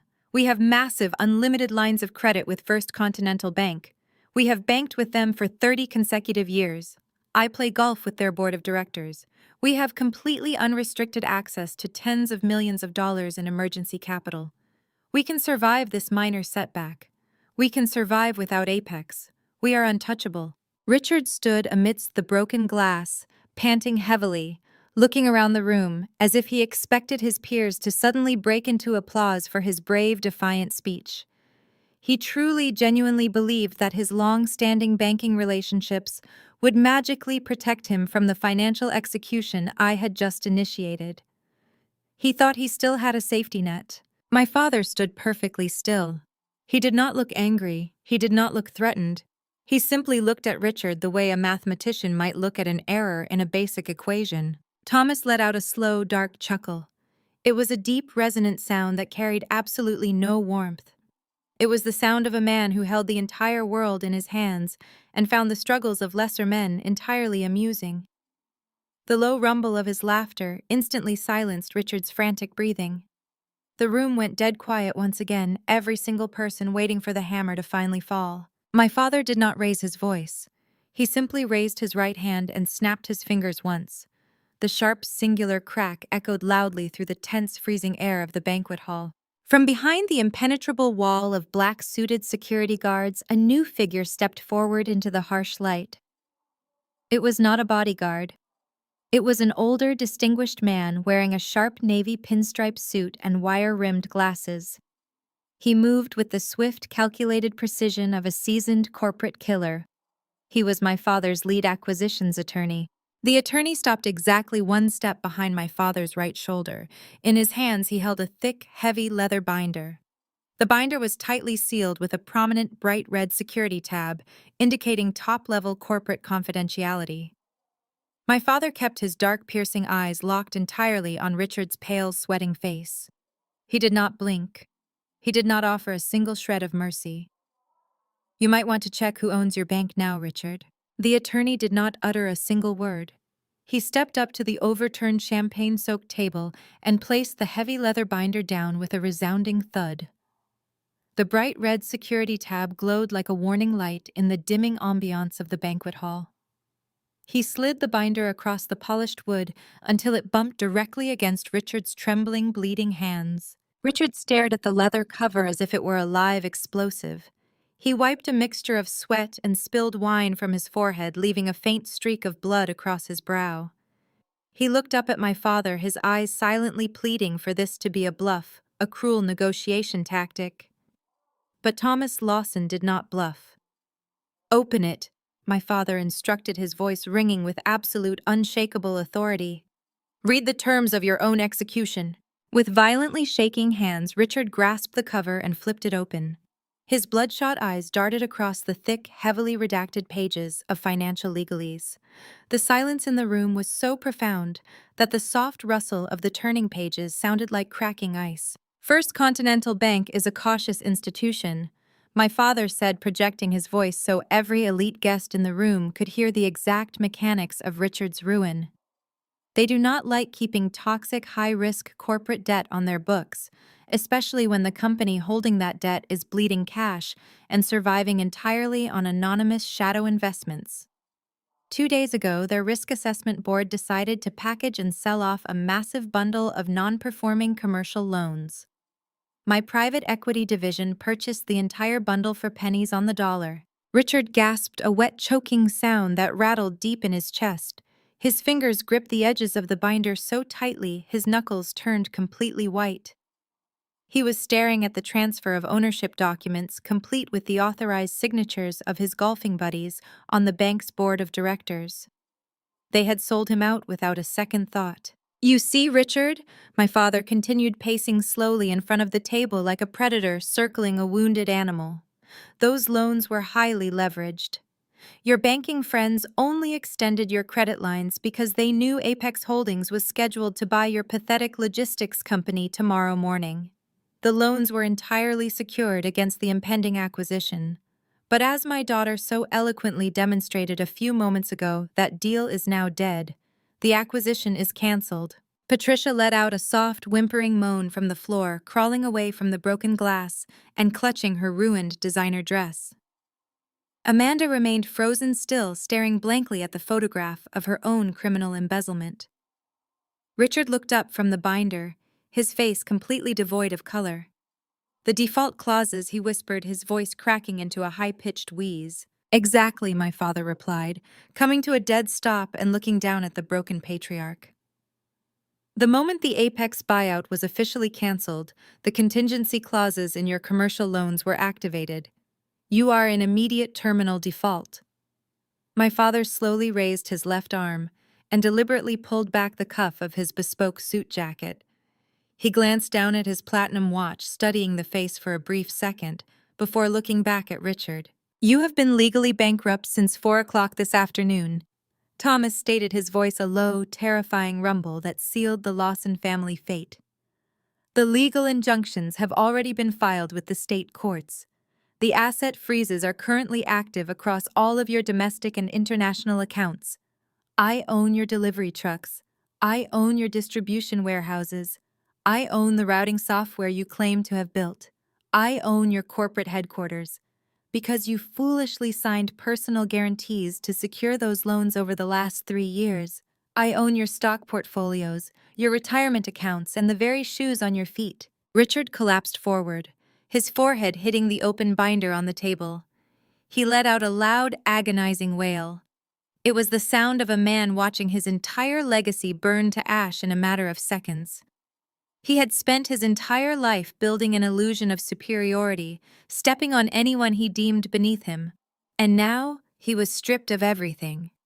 He was a pauper kneeling in spilled wine, completely at the mercy of the family he had mocked all evening. Nathan watched his father break. The reality of the situation finally pierced through his thick skull. His company was gone. His title of vice president was erased. His massive salary and quarter-end bonuses were revealed to be charity from his wife. His mother was sobbing in the ruins of an overturned table, and his sister was facing federal prison time for wire fraud. The arrogant, aggressive man who had slapped me across the face just an hour ago completely vanished. His toxic pride evaporated, replaced by a suffocating, paralyzing terror. He had no skills. He had no real business acumen. Without my secret funding and his family name, he was absolutely nothing. Nathan turned slowly toward me. His eyes were wide, brimming with panicked tears. He took a stumbling, uncoordinated step forward, his expensive dress shoes crunching over the broken crystals scattered across the floor. My father's security detail immediately shifted, reaching inside their jackets and preparing to intercept him. I raised my hand again, commanding them to stand down. I wanted to feel the full weight of his surrender.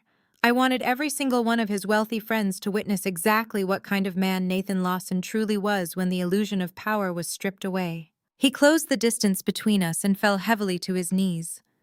The impact sent a jolt through his body, but he did not seem to care.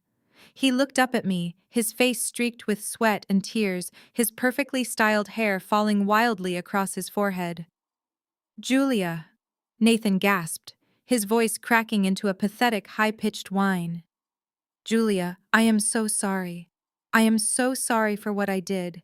I was out of my mind." He reached out with shaking, desperate hands and grabbed the hem of my silk dress. He clutched the fabric tightly, burying his face into the material as he began to weep openly.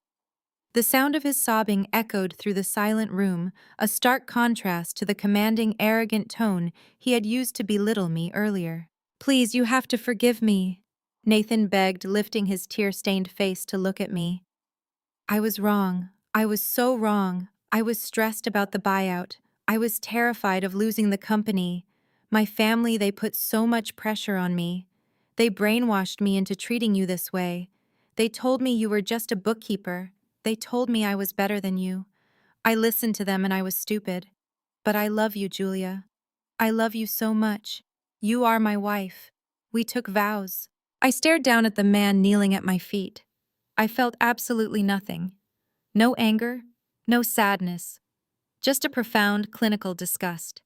He was attempting to throw his own parents and sister under the bus to save his own skin.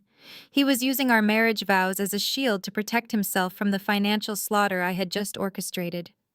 "You are throwing your family away quite quickly, Nathan," I noted coldly, my voice carrying no inflection whatsoever.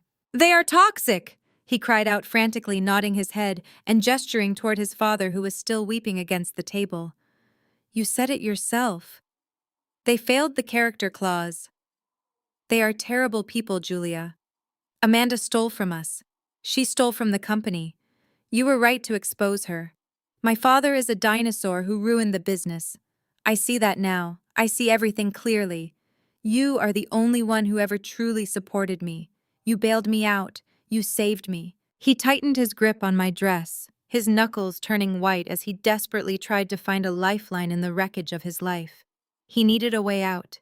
He needed a sliver of hope to cling to, a way to avoid the crushing poverty that was currently suffocating his parents.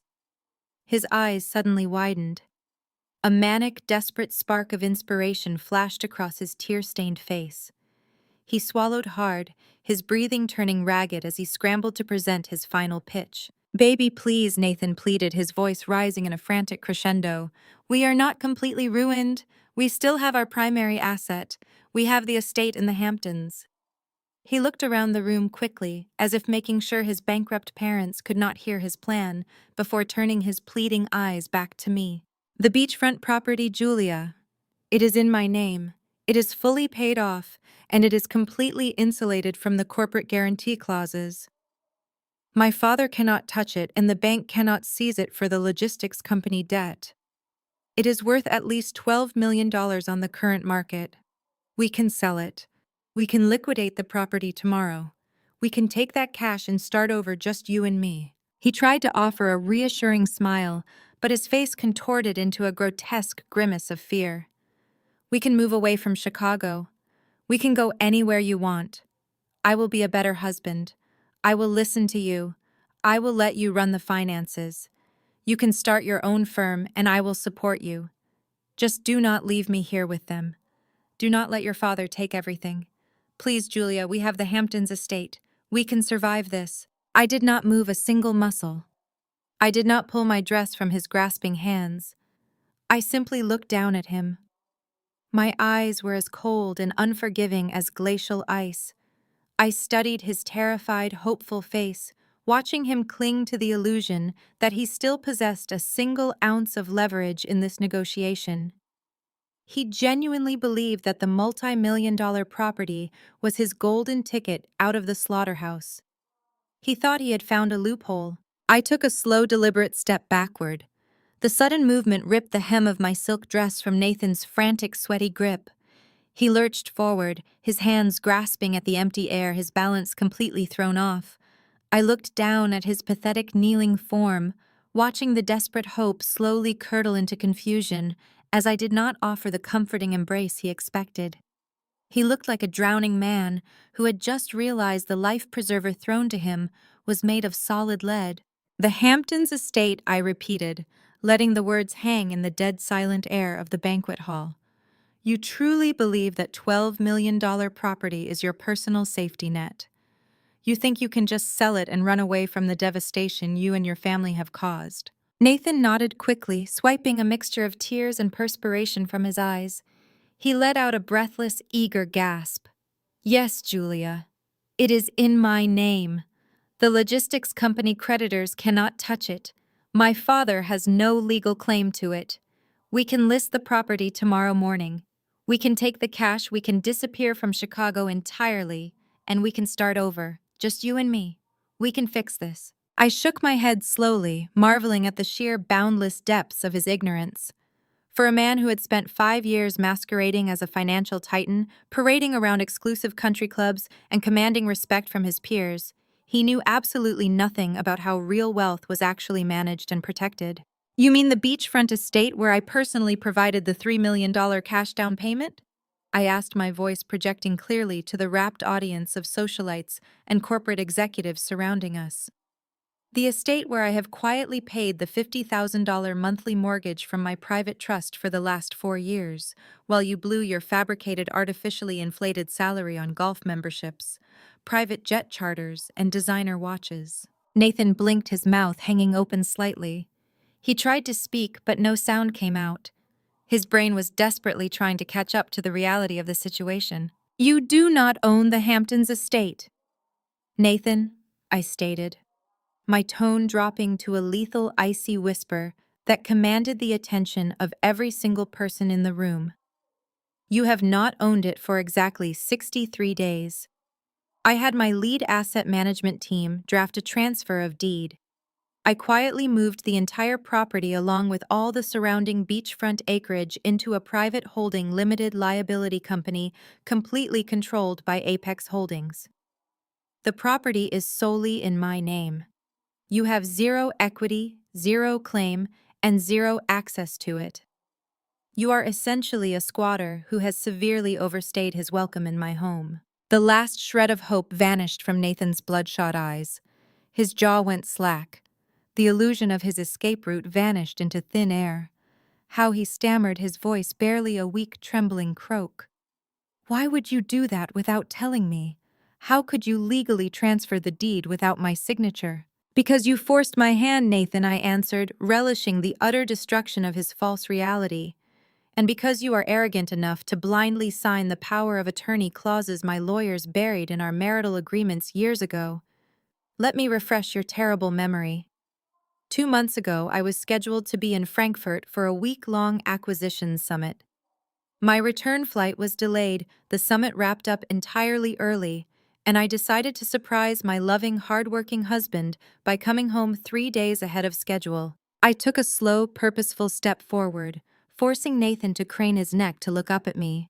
I took a private car from the airport directly to the Hamptons estate, thinking we could enjoy a quiet, romantic weekend away from the noise of the city. I walked up the long gravel driveway, bypassed the main house, and went straight to the guest cottage because I saw the lights were on. I paused, letting my gaze sweep across the room, ensuring that every single one of his prestigious friends, colleagues, and bitter industry rivals was hanging on my every word. I opened the door to the guest house, I continued, my voice echoing off the high vaulted ceilings, and I found you in our bed with your brand new 24-year-old executive assistant. A collective audible gasp rippled through the banquet hall. The sheer scandal of it all was simply too much for the elite crowd to process silently. Patricia, still sitting in a puddle of spilled champagne and broken crystal, let out a sharp, disgusted sound. Richard closed his eyes, shaking his head in total monumental defeat. Amanda, clutching her stinging face on the floor, let out a pathetic whimper. "I stood in the doorway and watched you," I said, looking down at Nathan's horrified, entirely exposed face. Most wives would have screamed. Most wives would have thrown a heavy vase burst into hysterical tears and demanded a tearful explanation for the betrayal. I did none of those things. I simply closed the door quietly, walked back down the driveway in the dark, and got back into my waiting car. Nathan raised his hands, shaking his head frantically, as if he could physically wave the truth away. "Julia, please," he begged, his voice cracking. "It meant nothing. It was a stupid mistake. I did not shed a single tear for you, Nathan." I pressed on, my voice rising to completely drown out his pathetic apologies. Instead, I pulled out my phone and called my lead attorneys.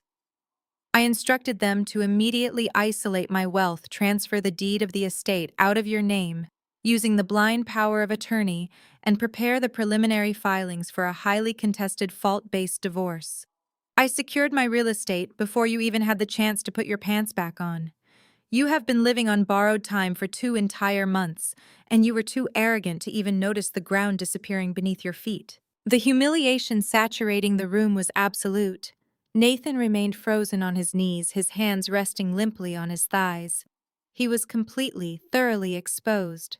Not only was he a fraud, a terrible businessman, and a dependent living entirely off his wife's secret charity, but he was also a reckless, remarkably stupid adulterer who had thrown away a billion-dollar empire and his entire future for a cheap fling in a guest house. Patricia turned her head to look at her son. Her face, previously twisted in furious rage at her daughter, now morphed into an expression of pure, unadulterated disgust. The grand matriarch, who had spent the entire evening mocking my lack of pedigree, was now staring at the total moral and financial bankruptcy of her own golden child. "You fool," Patricia hissed, her voice trembling with venom and despair. "You absolute, arrogant, pathetic fool. You threw away our entire future. You threw away everything." She turned away from him, burying her face in her hands, unable to even look at the son she had praised and elevated her entire life. She was surrounded by the shattered remains of her social standing, soaked in wine, realizing her family was nothing but a collection of thieves, frauds, and failures. The surrounding guests, the absolute cream of Chicago's high society, began to openly turn on the Lawson family. The respectful, terrified silence had morphed into a hive of vicious, biting whispers. Men in expensive tuxedos were shaking their heads in disgust, pulling out their smartphones and openly recording the pathetic scene playing out on the marble floor. Women in designer gowns visibly sneered, stepping even further away, as if Nathan's failure and stupidity were a highly contagious disease. They were utterly humiliated to be associated with the Lawson name. The social execution was absolute and final. Nathan was a pariah, a laughingstock who would never be permitted to show his face in a corporate boardroom or a luxury country club ever again. Nathan knelt in the center of the wreckage, his chest heaving, his eyes darting frantically around the room as he absorbed the disgusted stares of his former peers. He had absolutely nothing left. His family was permanently broken. His massive fortune was revealed to be a mirage, and his professional reputation was permanently incinerated. He opened his mouth desperately, trying to formulate one last pathetic excuse to save whatever shred of dignity he could salvage. Before a single word could escape his lips, a loud, violent crash echoed from the back of the massive room. The heavy, solid mahogany double doors leading into the banquet hall were shoved open with such immense aggressive force that they slammed hard against the interior walls. The sudden booming noise made several guests jump and turn their heads in absolute shock. Standing in the doorway, breathing heavily and glaring into the room, was a young woman. She was wearing a tight, bright red dress that left very little to the imagination and was entirely inappropriate for a formal country club anniversary dinner. Her blonde hair was a messy, disheveled nest, and her heavy makeup was slightly smeared around her eyes, giving her a wild, frantic appearance. It was the executive assistant. She did not hesitate for a single second. Her eyes locked entirely onto Nathan kneeling on the floor amidst the broken glass. Her face twisted into a mask of pure vindictive fury. She marched straight down the center aisle, her high heels clicking aggressively against the polished marble floor. She completely ignored my father's towering security guards, the staring corporate elites, and the crying Lawson family members. She stopped exactly 3 feet away from Nathan, reached deep into her expensive designer purse, and pulled out a small black velvet jewelry box. With a scream of absolute unrestrained rage, she reared back and threw the heavy velvet box directly at Nathan's chest. The small black velvet jewelry box struck Nathan squarely in the center of his chest with a dull, heavy thud. It bounced off his ruined champagne-soaked dress shirt and clattered onto the polished marble floor. The impact caused the spring-loaded hinge to snap open. A massive, gaudy diamond tennis bracelet spilled out, sliding across the stone surface and coming to a rest just inches from Nathan's trembling knees. The harsh overhead lighting of the crystal chandeliers caught the facets of the stones, reflecting a cold, mocking sparkle into the dead silent banquet hall. The woman in the tight red dress stood towering over him, her chest heaving with unrestrained manic fury. She did not care about the 50 elite corporate guests staring at her in absolute shock. She did not care about the wall of terrifying black-suited security guards flanking my father. She did not even care that the formidable matriarch of the Lawson family was currently sitting in a puddle of spilled alcohol and broken glass just a few feet away. Chloe only cared about the catastrophic text message she had just received on her phone. "You lying, manipulative fraud!" Chloe screamed, her voice cracking with pure, unadulterated hysteria. She took a step forward and aggressively kicked the diamond bracelet across the floor. "The jewelry store just called me.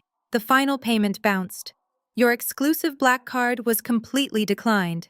And then your idiot vice president of sales texted me in a total panic to say that the Apex Holdings buyout just fell through." Nathan scrambled backward like a frightened crab, holding his hands up in a pathetic, desperate attempt to quiet her down.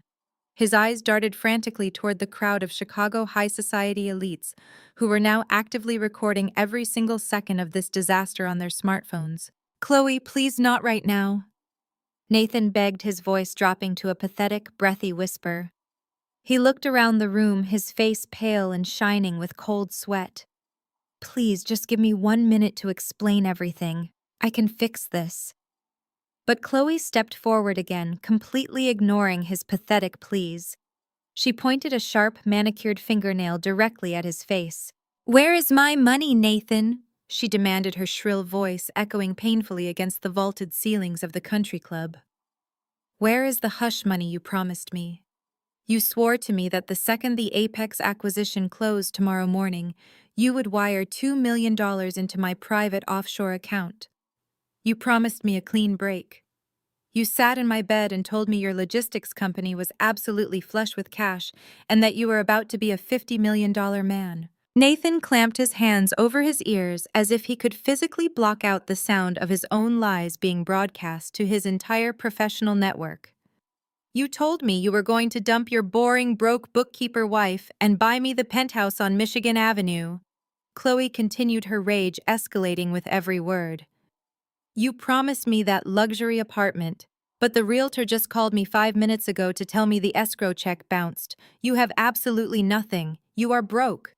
I looked down at the man I had called my husband for 5 years, allowing a slow, razor-sharp smile to form on my lips. The sheer, staggering magnitude of his stupidity was almost impressive. I turned my gaze away from his trembling, pathetic form and addressed the audience of horrified corporate executives.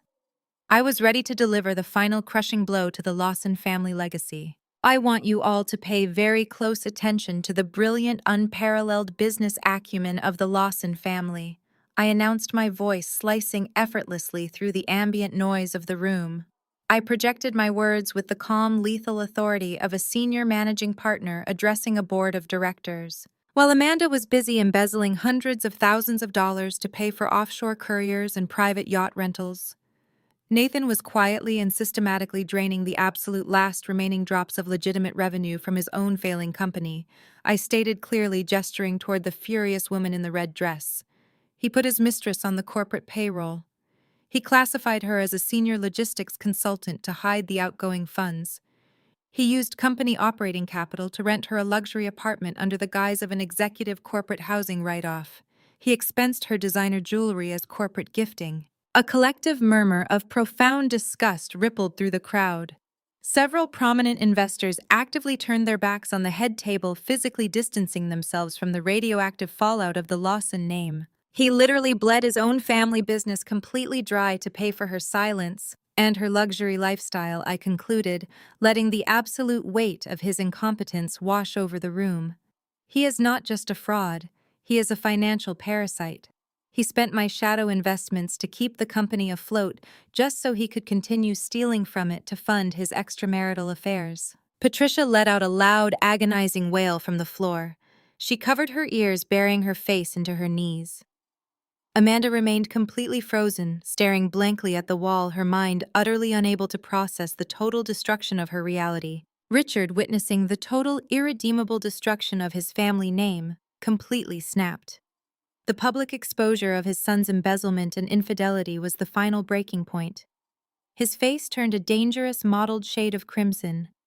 Sweat poured down his forehead, stinging his eyes. The illusion of his power was gone, leaving behind nothing but a desperate, cornered animal willing to lash out at anyone in the room. "This is corporate sabotage!" Richard roared, his chest heaving violently as he pointed a trembling, bleeding finger at my father. "This is an illegal, coordinated attack on my business. You set us up. You planted this woman here to ruin my son." My father did not even blink. He simply adjusted his silk tie, watching Richard's meltdown with mild clinical amusement. "I am not going to stand here and let you steal my company!" Richard screamed, spit flying from his lips as he stomped his foot against the marble floor. He reached into his ruined champagne-soaked suit jacket and pulled out his smartphone. His hands were shaking so badly he nearly dropped the device. "I have the best legal representation in the entire state of Illinois," Richard threatened, his voice echoing frantically across the banquet hall. "I am calling Arthur Sterling right now. He is the most ruthless litigator in Chicago. He will file an emergency injunction before midnight. He will freeze every single asset you own, Julia. He will sue Apex Holdings for tortious interference, defamation, and corporate espionage." Richard tapped his phone screen with frantic, aggressive jabs, his eyes wide with manic desperation. He truly believed that his high-priced attorney could magically reverse the financial execution I had just carried out. He thought he could bully his way out of bankruptcy. "You are going to spend the rest of your pathetic life in a federal prison cell," Richard spat, glaring at me with pure, unfiltered hatred. "I am going to take everything you have. I am going to ruin you." He hit the dial button on his screen and immediately pressed the speakerphone icon. He held the phone up high in the air, desperate to let the entire room hear his powerful, terrifying lawyer answer the call and promise to destroy me. He wanted an audience for his final display of power. The loud electronic ringing tone echoed harshly through the dead, quiet banquet hall. The first ring bounced off the vaulted ceilings, amplifying the suffocating tension in the room. Richard smiled, a manic, sweaty smile, waiting for his savior to answer. The second ring cut through the horrified murmurs of the elite guests. Nathan covered his face with his hands, weeping silently on the floor. As the third ring sounded, a sudden movement caught the attention of the crowd. A man sitting at table 4, located near the back of the room amidst the wealthiest corporate guests, slowly stood up. He was an older, distinguished gentleman wearing a tailored gray suit and wire-rimmed glasses. He had been sitting quietly for the entire evening, sipping sparkling water and watching the Lawson family implode with calm, calculated interest. The man reached into the breast pocket of his gray suit jacket. He pulled out a sleek, vibrating cell phone. Richard froze, his arms still suspended in the air. The manic smile slowly melted off his face as he stared across the banquet hall at the man standing at table 4. The man tapped the screen of his phone to accept the incoming call. Instantly, a sharp, piercing burst of audio feedback screeches through Richard's speakerphone, echoing painfully across the room. The dual audio connection confirmed the impossible reality. The man adjusted his wire-rimmed glasses, looking directly past the crowd of guests, to lock eyes with Richard Lawson. The sharp, piercing screech of audio feedback ripped through the banquet hall like a physical weapon. The agonizing electronic squeal forced several of the elite guests to cover their ears, wincing in pain. Richard fumbled desperately with his device, his thick, trembling thumb jabbing at the screen to kill the speakerphone. He finally managed to end the call, plunging the massive room back into a heavy, suffocating silence. His arm remained suspended in the air, holding the now useless piece of technology, his eyes locked onto the man standing at table 4. Arthur Sterling. The most feared and ruthless corporate litigator in the entire city of Chicago, did not look panicked. He did not look surprised. He simply looked bored. Arthur calmly took the white linen napkin from his lap, wiped the corners of his mouth with meticulous care, and dropped the fabric onto his half-eaten plate of filet mignon. He stepped out from behind his chair and buttoned his tailored gray suit jacket. The crowd of wealthy onlookers instinctively parted for him, creating a clear, unobstructed path as he walked slowly toward the front of the room. Richard lowered his arm, his chest heaving with desperate, ragged breaths. A sickening realization began to dawn on his sweating face. He watched his ultimate savior, the man he had kept on a massive retainer for 2 decades, approach the wreckage of the head table. Arthur. Richard gasped, his voice cracking into a pathetic, desperate wheeze. Arthur, you need to file an emergency injunction immediately. You need to freeze her assets. They are trying to orchestrate a hostile takeover. This is illegal. This is corporate sabotage. Tell them what you are going to do to them. Arthur Sterling came to a stop just a few feet away from my father. He did not look at Richard. Instead, he turned his head and offered my father a slow, deeply respectful nod. My father returned the gesture with a slight knowing smile. Only then did the legendary attorney turn his cold, calculating gaze upon the broken patriarch of the Lawson family. I am afraid I cannot do any of those things. Richard Arthur stated, his voice a smooth, flat baritone that carried no warmth and absolutely no mercy. In fact, I can no longer offer you legal advice of any kind. I am officially recusing myself and my entire firm from representing you, Nathan, or any corporate entity operating under the Lawson family name, effective immediately. Richard staggered backward as if he had been physically struck in the chest. He bumped against the overturned table, the shattered crystal crunching loudly beneath his expensive shoes. You cannot do that! Richard roared, spit flying from his lips as his terror morphed back into unhinged fury. I pay you a $50,000 monthly retainer.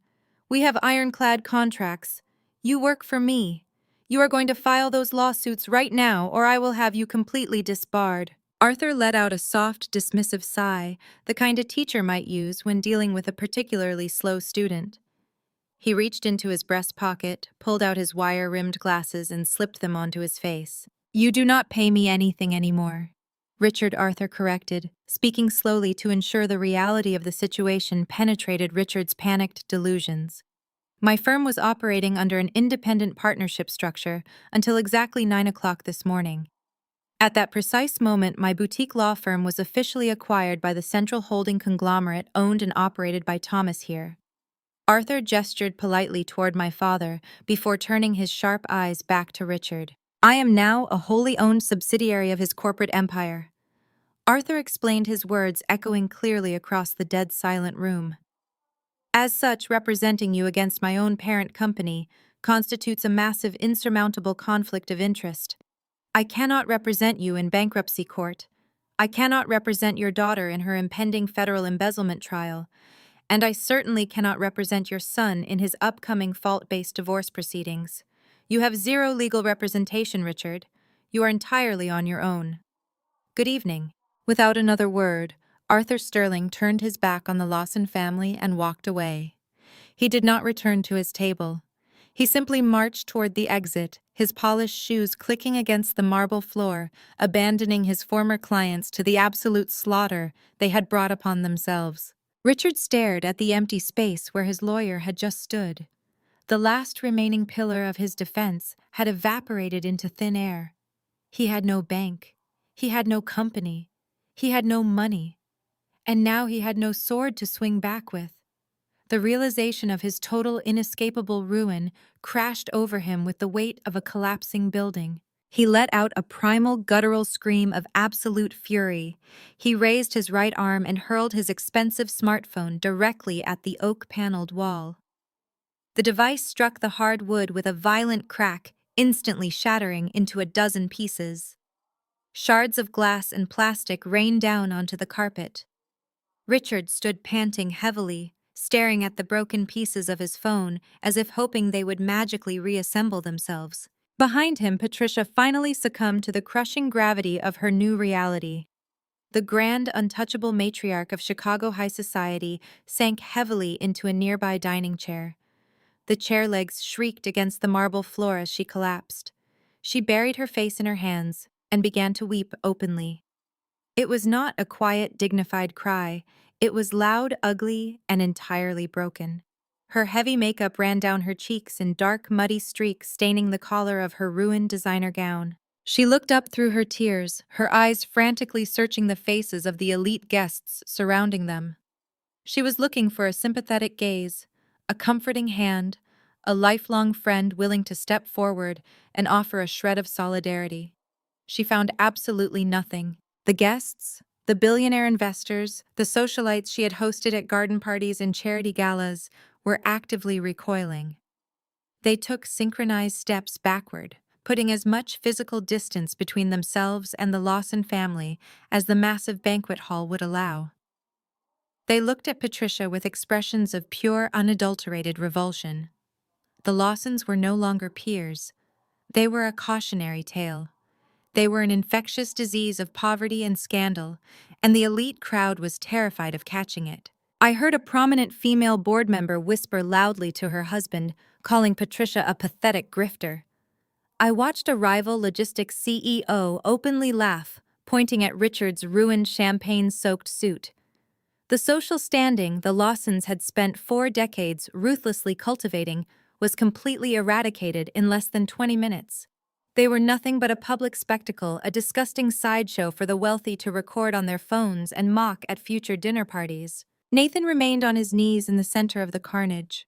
He was surrounded by the shattered glass of the champagne pyramid, the diamond bracelet thrown by his furious mistress, and the discarded leather binder that spelled out his father's bankruptcy. He looked at his sobbing mother. He looked at his defeated, broken father.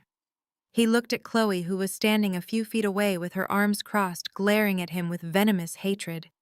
Then Nathan looked at me, his mind entirely unable to process his own monumental failures and the catastrophic consequences of his actions did what it had always done.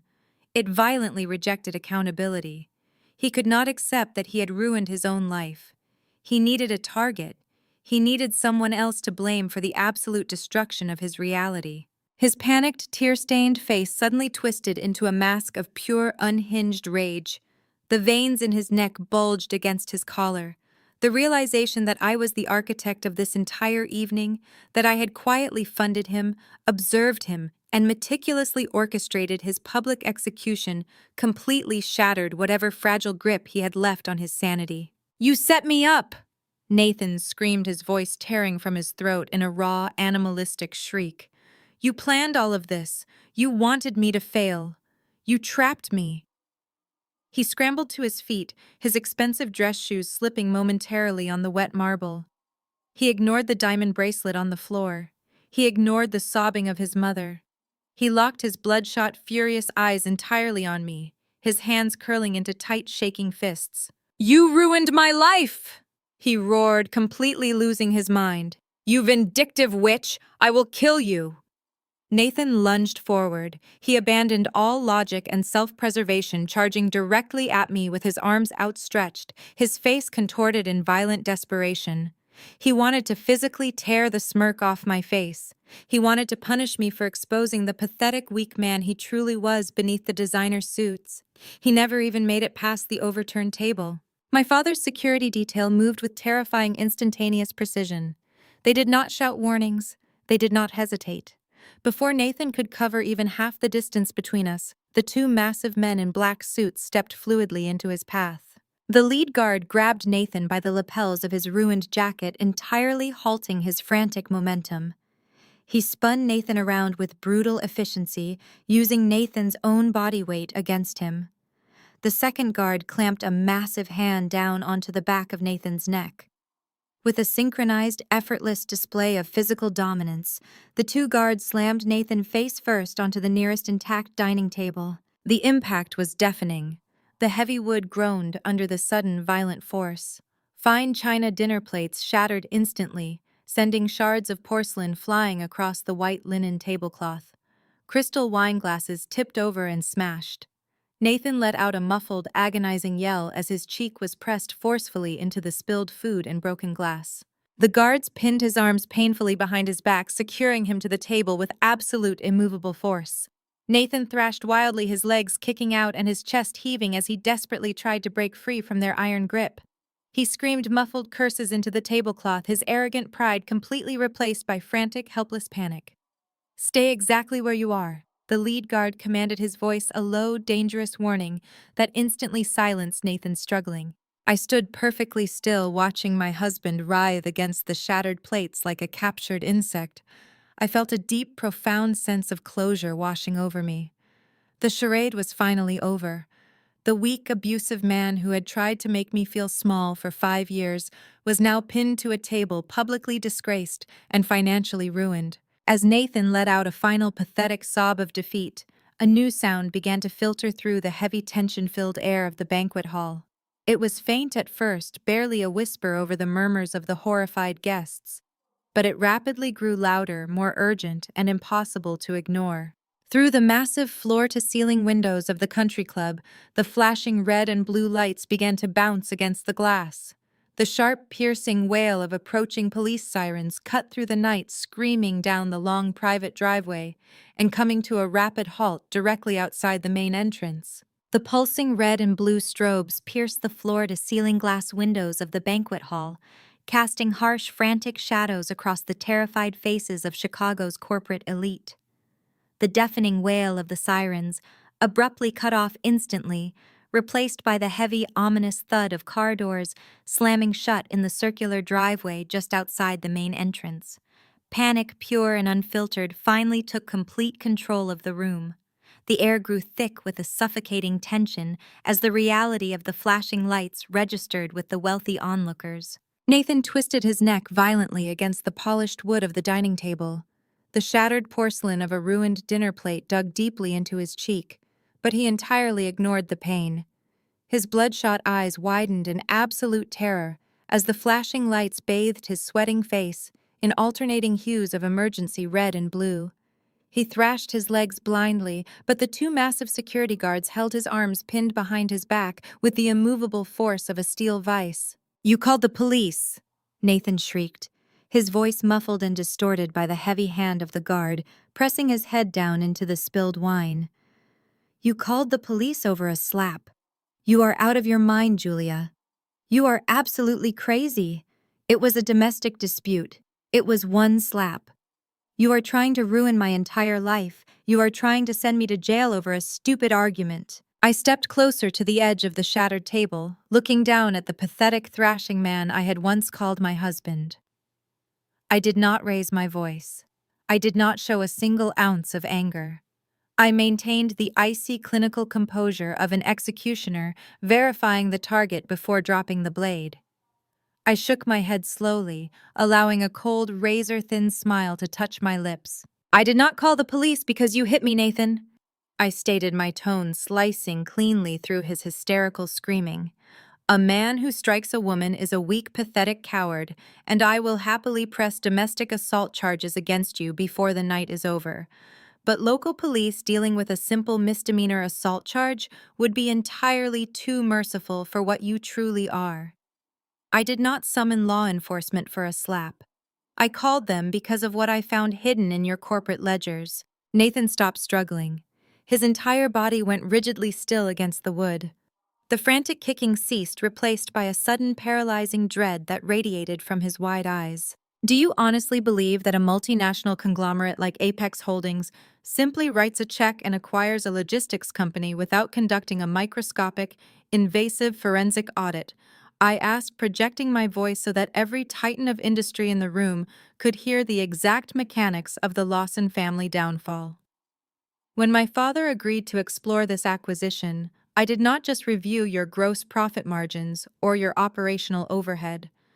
I ordered my lead forensic accounting team to tear apart your employee benefit structure, line by line. I wanted to see exactly how you and your father were managing the livelihoods of the men and women who actually did the heavy lifting for your failing enterprise. I wanted to see exactly what you two were doing to keep the lights on while pretending to be corporate royalty. Richard, who had been leaning heavily against the wall after shattering his phone, let out a wet, choking gasp. He stumbled forward, his face turning a sickening shade of gray as the blood drained entirely from his head. He knew exactly what I had found. You and your father thought you were brilliant financial strategists. I continued pacing slowly in front of the pinned vice president. You thought you could shuffle capital through a series of poorly constructed shell companies and dummy vendor accounts, and no one would ever be smart enough to notice. You were not just stealing from the shadow investments I was quietly pumping into your accounts. You were committing a crime so utterly repulsive that even the cutthroat executives in this room will be sickened by your cowardice. I turned my gaze away from Nathan and looked directly at the crowd of horrified socialites and business leaders, making sure they understood exactly what kind of people they had been breaking bread with all evening. For the last 4 years, every single time your truck drivers, your warehouse foremen, and your logistics coordinators received a paycheck, you automatically deducted their mandatory pension contributions, I announced, letting the sheer weight of the betrayal hang in the air.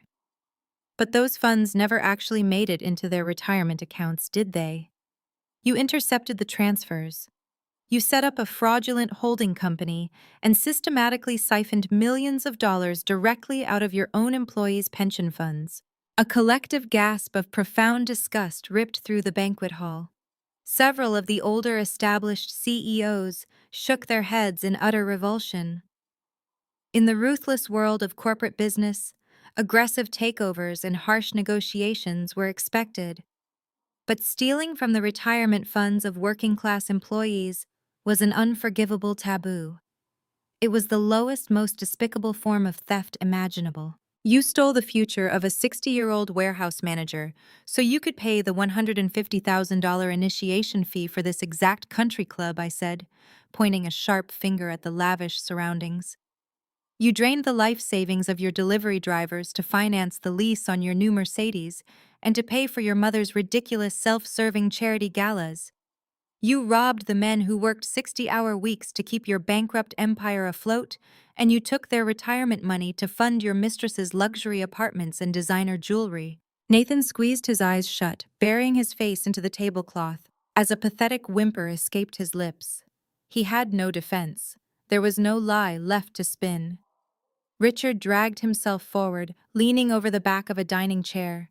His suit was drenched in wine, his face covered in sweat, and his eyes wild with the manic desperation of a trapped rat. It was a temporary transfer of liquidity.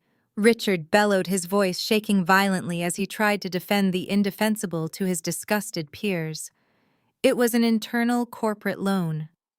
We fully intended to replace the pension capital the moment the Apex acquisition cleared tomorrow morning. It was a standard cash flow maneuver to avoid corporate insolvency. No one was going to lose a single dime. It is called federal wire fraud. Richard first corrected him instantly, my voice cracking like a whip. It is called grand larceny, and it is a massive, severe violation of the Employee Retirement Income Security Act. You were completely insolvent. You were gambling with federal funds, hoping you could use my family's buyout money to secretly replace the stolen pensions before the Department of Labor audited your books at the end of the fiscal year. You wanted me to buy your company so I could unknowingly pay off your federal crimes. You tried to make Apex Holdings an accessory to your massive embezzlement scheme. Patricia, still slumped in her chair, let out a long, agonizing moan.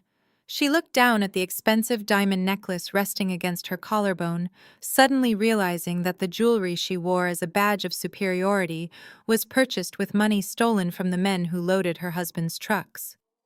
The total disintegration of her social standing was complete.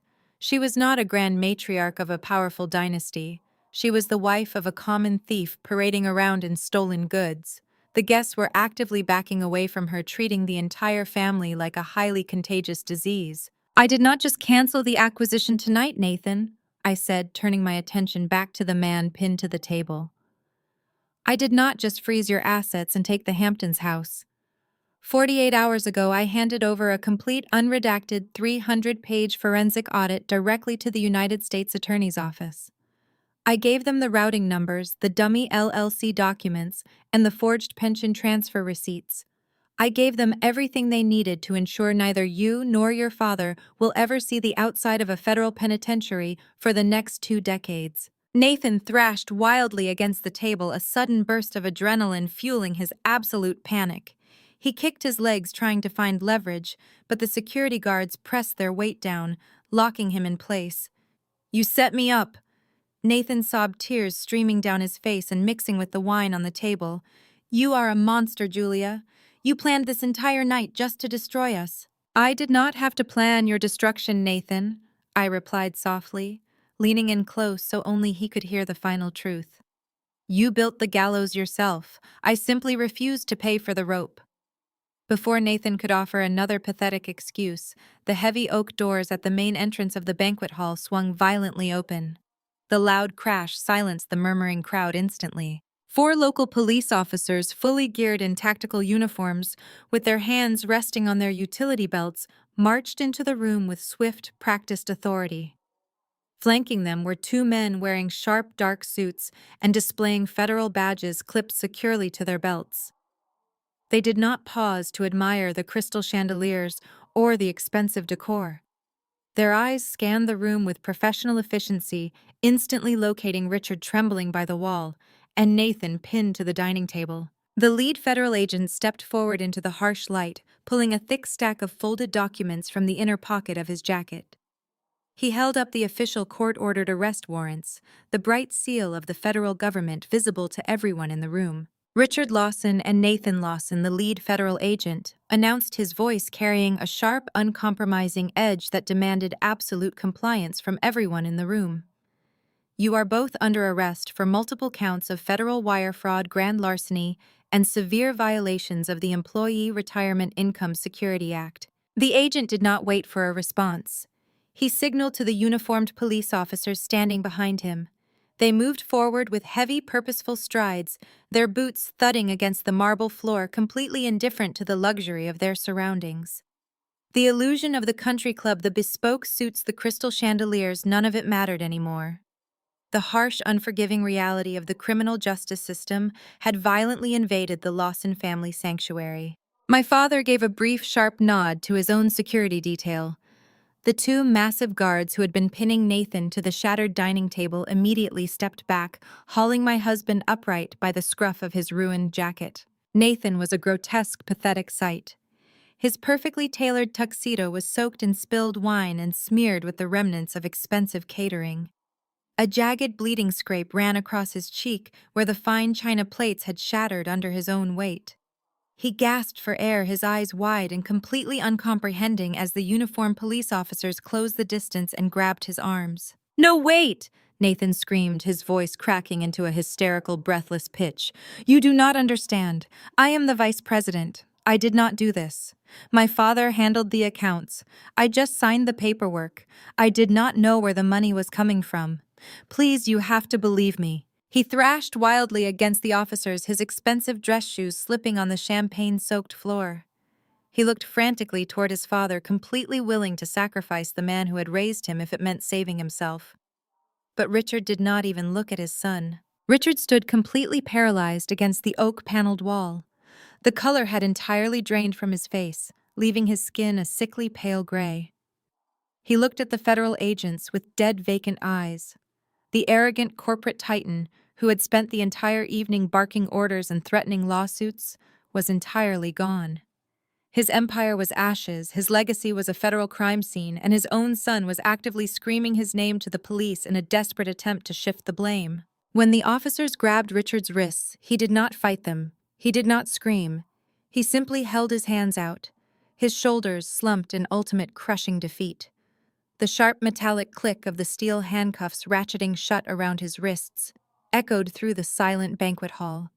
It was a cold, unforgiving sound that signaled the absolute end of the Lawson dynasty. You have the right to remain silent.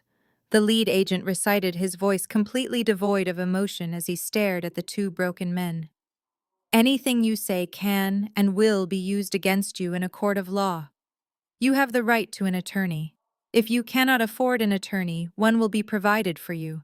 The profound irony of that statement hung heavily in the air. Richard had just lost his $50,000 a month legal representation. He was completely bankrupt. The man who had mocked my supposed poverty would now be relying on a public defender to save him from a 20-year federal prison sentence. Julia Nathan begged, sobbing openly as the officers forcibly twisted his arms behind his back and locked the heavy steel cuffs around his wrists. Julia, please help me. Tell them I did not know. Tell them I am innocent. You can fix this. You have the money. Pay them off. Pay the pensions back. I will do whatever you want. I stood perfectly still, smoothing an invisible wrinkle from my silk dress. I looked at the man I had married, the man who had brought his mistress into my home, who had struck me across the face and who had tried to steal my wealth to cover up his own breathtaking incompetence. I felt nothing but cold, absolute vindication. You are going to look absolutely terrible in a jumpsuit, Nathan, I replied, my voice calm, level, and utterly devoid of pity. I suggest you stop talking before you add perjury to your long list of federal charges. The officers jerked Nathan backward, forcing him to walk toward the main exit.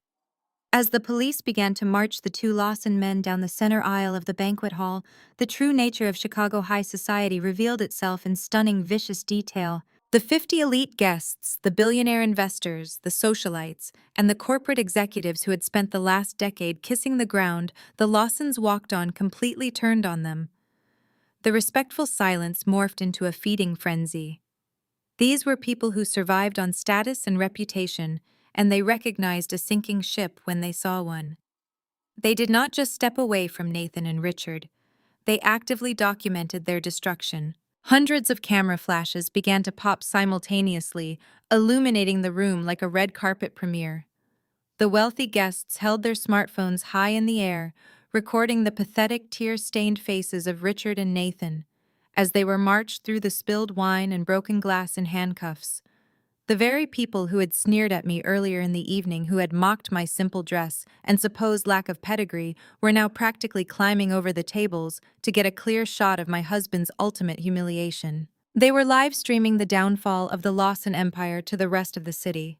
The social execution was absolute, unforgiving, and permanent.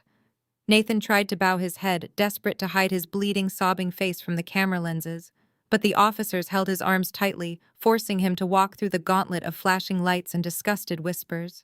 "He is a common thief," I heard one prominent female board member say loudly, making sure her voice was captured on the recordings.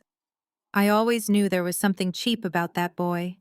Stealing from his own workers' pensions, a rival CEO scoffed, shaking his head in theatrical disgust as he filmed Richard's defeated posture. Good riddance. They will be lucky if the judge does not throw away the key. The Lawsons were a disease, and high society was violently purging them from its ranks.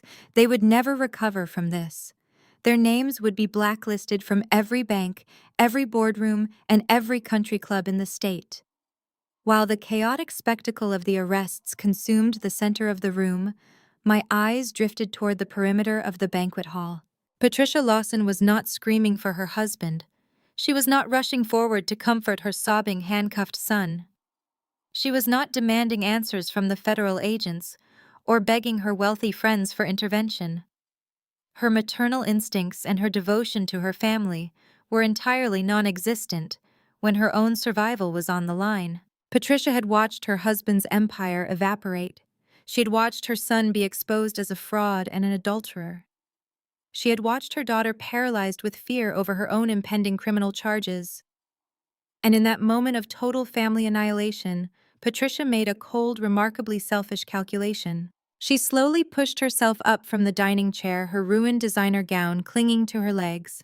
She kept her back pressed tightly against the oak-paneled wall, using the shadows cast by the flashing police lights to conceal her movements.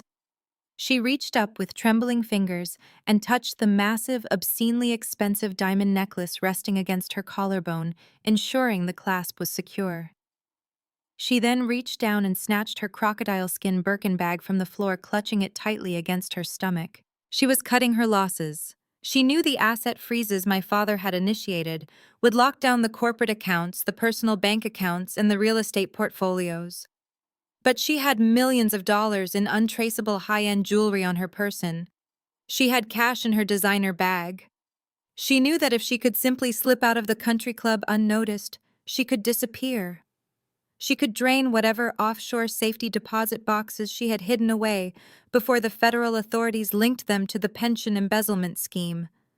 She was fully prepared to abandon her husband to a federal prison sentence and leave her children to face the fallout alone. I watched her inch along the wall, her eyes darting nervously toward the front of the room, where the police were currently distracted by Nathan's continued struggling. She moved with the quiet, desperate stealth of a thief escaping a crime scene. She was heading directly for the heavy brass handles of the side service doors located near the swinging kitchen entrances. It was an employee exit, a blind spot that bypassed the main lobby and the flashing police cruisers parked out front. She reached the wooden door frame. She glanced over her shoulder one last time, her face a mask of terrified, selfish relief. She reached out and grabbed the brass handle, throwing her weight backward to pull the heavy door open and vanish into the night. The door opened just a few inches before it was violently shoved back against her. Patricia gasped, stumbling backward and dropping her crocodile skin bag onto the floor. The heavy wood swung open completely, revealing a figure stepping out from the dark service corridor. It was a tall, sharply dressed woman wearing a dark trench coat. She moved with an authoritative, heavy step, her eyes locked entirely on Patricia's panicked face. The woman reached to her belt and flipped open a leather wallet, revealing a gleaming silver badge that caught the ambient light of the banquet hall. Patricia froze, her hands flying up to clutch her diamond necklace. The color drained from her perfectly contoured face. "Not so fast, ma'am," the female detective stated, her voice a sharp, commanding bark that cut through Patricia's desperate escape plan. "You are not going anywhere tonight. We have a federal search warrant for your charity foundation." The female detective did not flinch as Patricia Lawson gasped, her hands still frozen in midair near the heavy brass handle of the service door. Patricia tried to pull her hand back, her perfectly manicured fingernails trembling violently against the dark fabric of her ruined evening gown. The sharp, commanding declaration about a federal search warrant hung in the air, paralyzing the matriarch completely.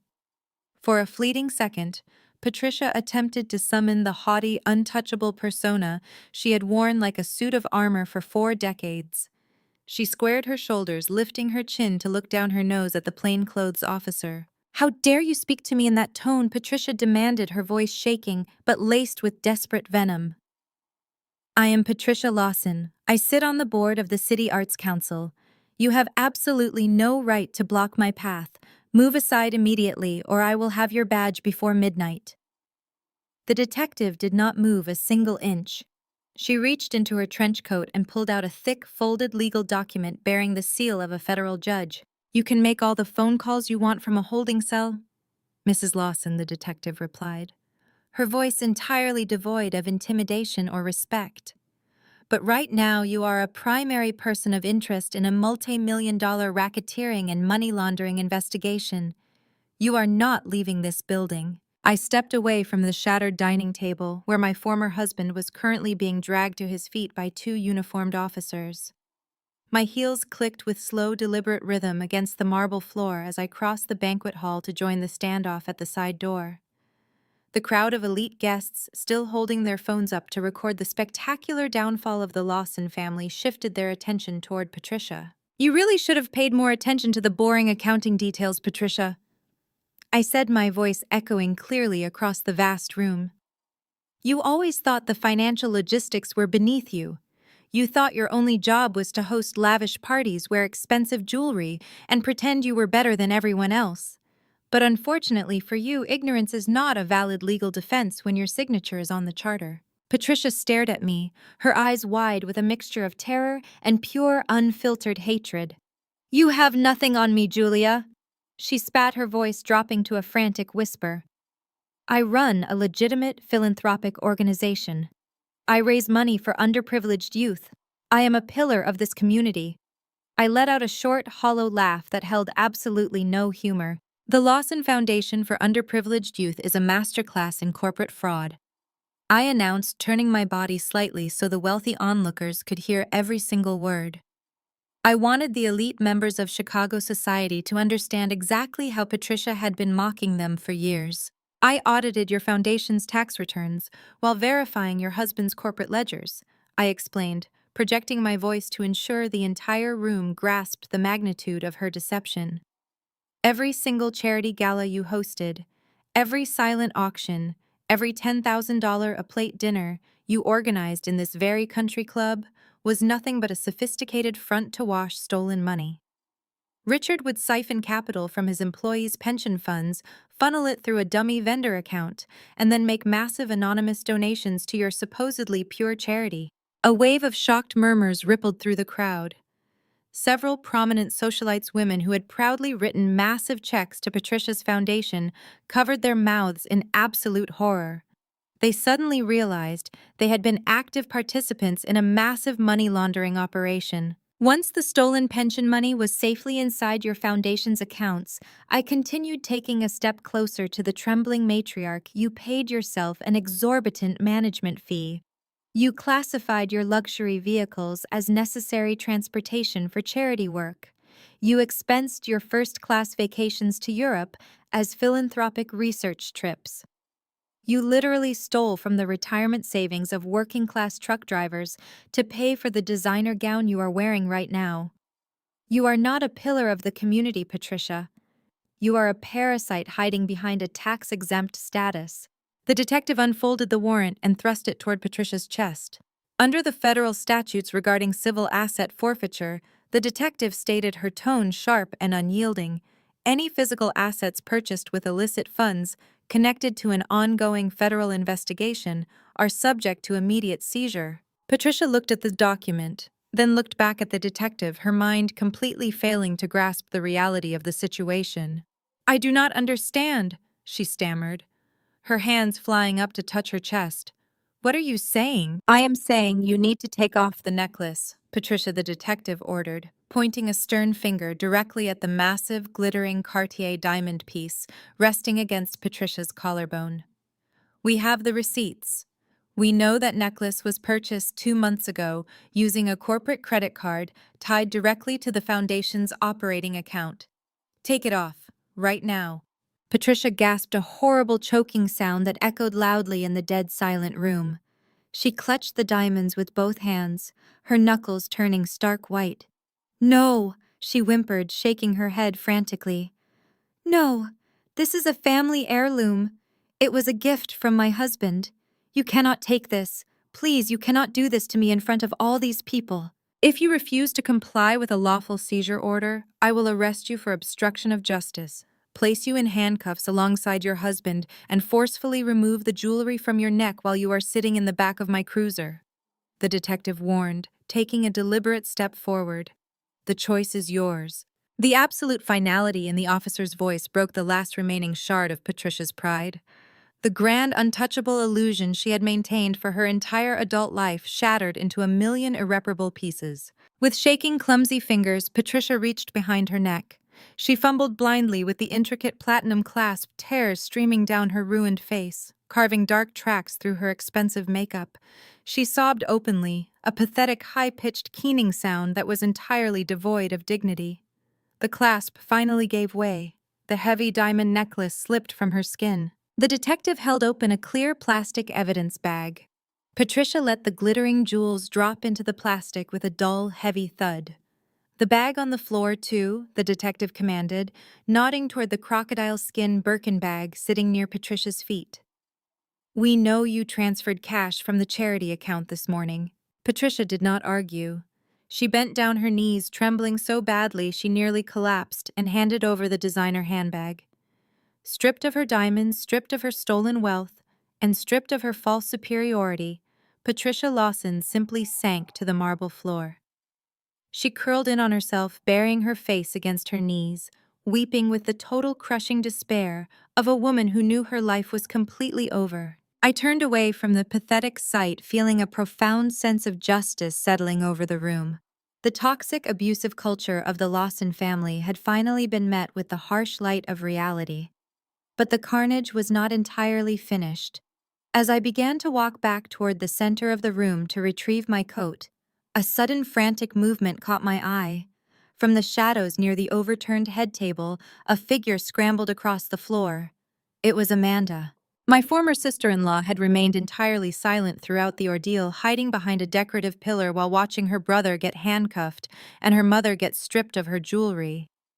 But the exposure of the forensic audit had clearly triggered a primal, uncontrollable panic within her.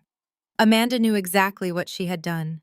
She knew that while her father and brother were stealing pensions, she had been quietly embezzling hundreds of thousands of dollars from the corporate operating accounts to fund her private yacht rentals and offshore couriers. She knew the federal agents holding the ledgers had her name circled in bright red ink. Amanda did not walk toward me. She literally crawled. She scrambled over the expensive Persian rugs on her hands and knees, her expensive silk dress catching and tearing on the shards of broken crystal scattered across the floor. She abandoned every single ounce of the arrogant, vicious pride she had always wielded like a weapon. She reached me and threw herself forward, her hands desperately grabbing the hem of my dress. "Julia, please." Amanda gasped, her face a mask of absolute unhinged terror. Her perfectly styled hair was a tangled mess sticking to the cold sweat pouring down her forehead.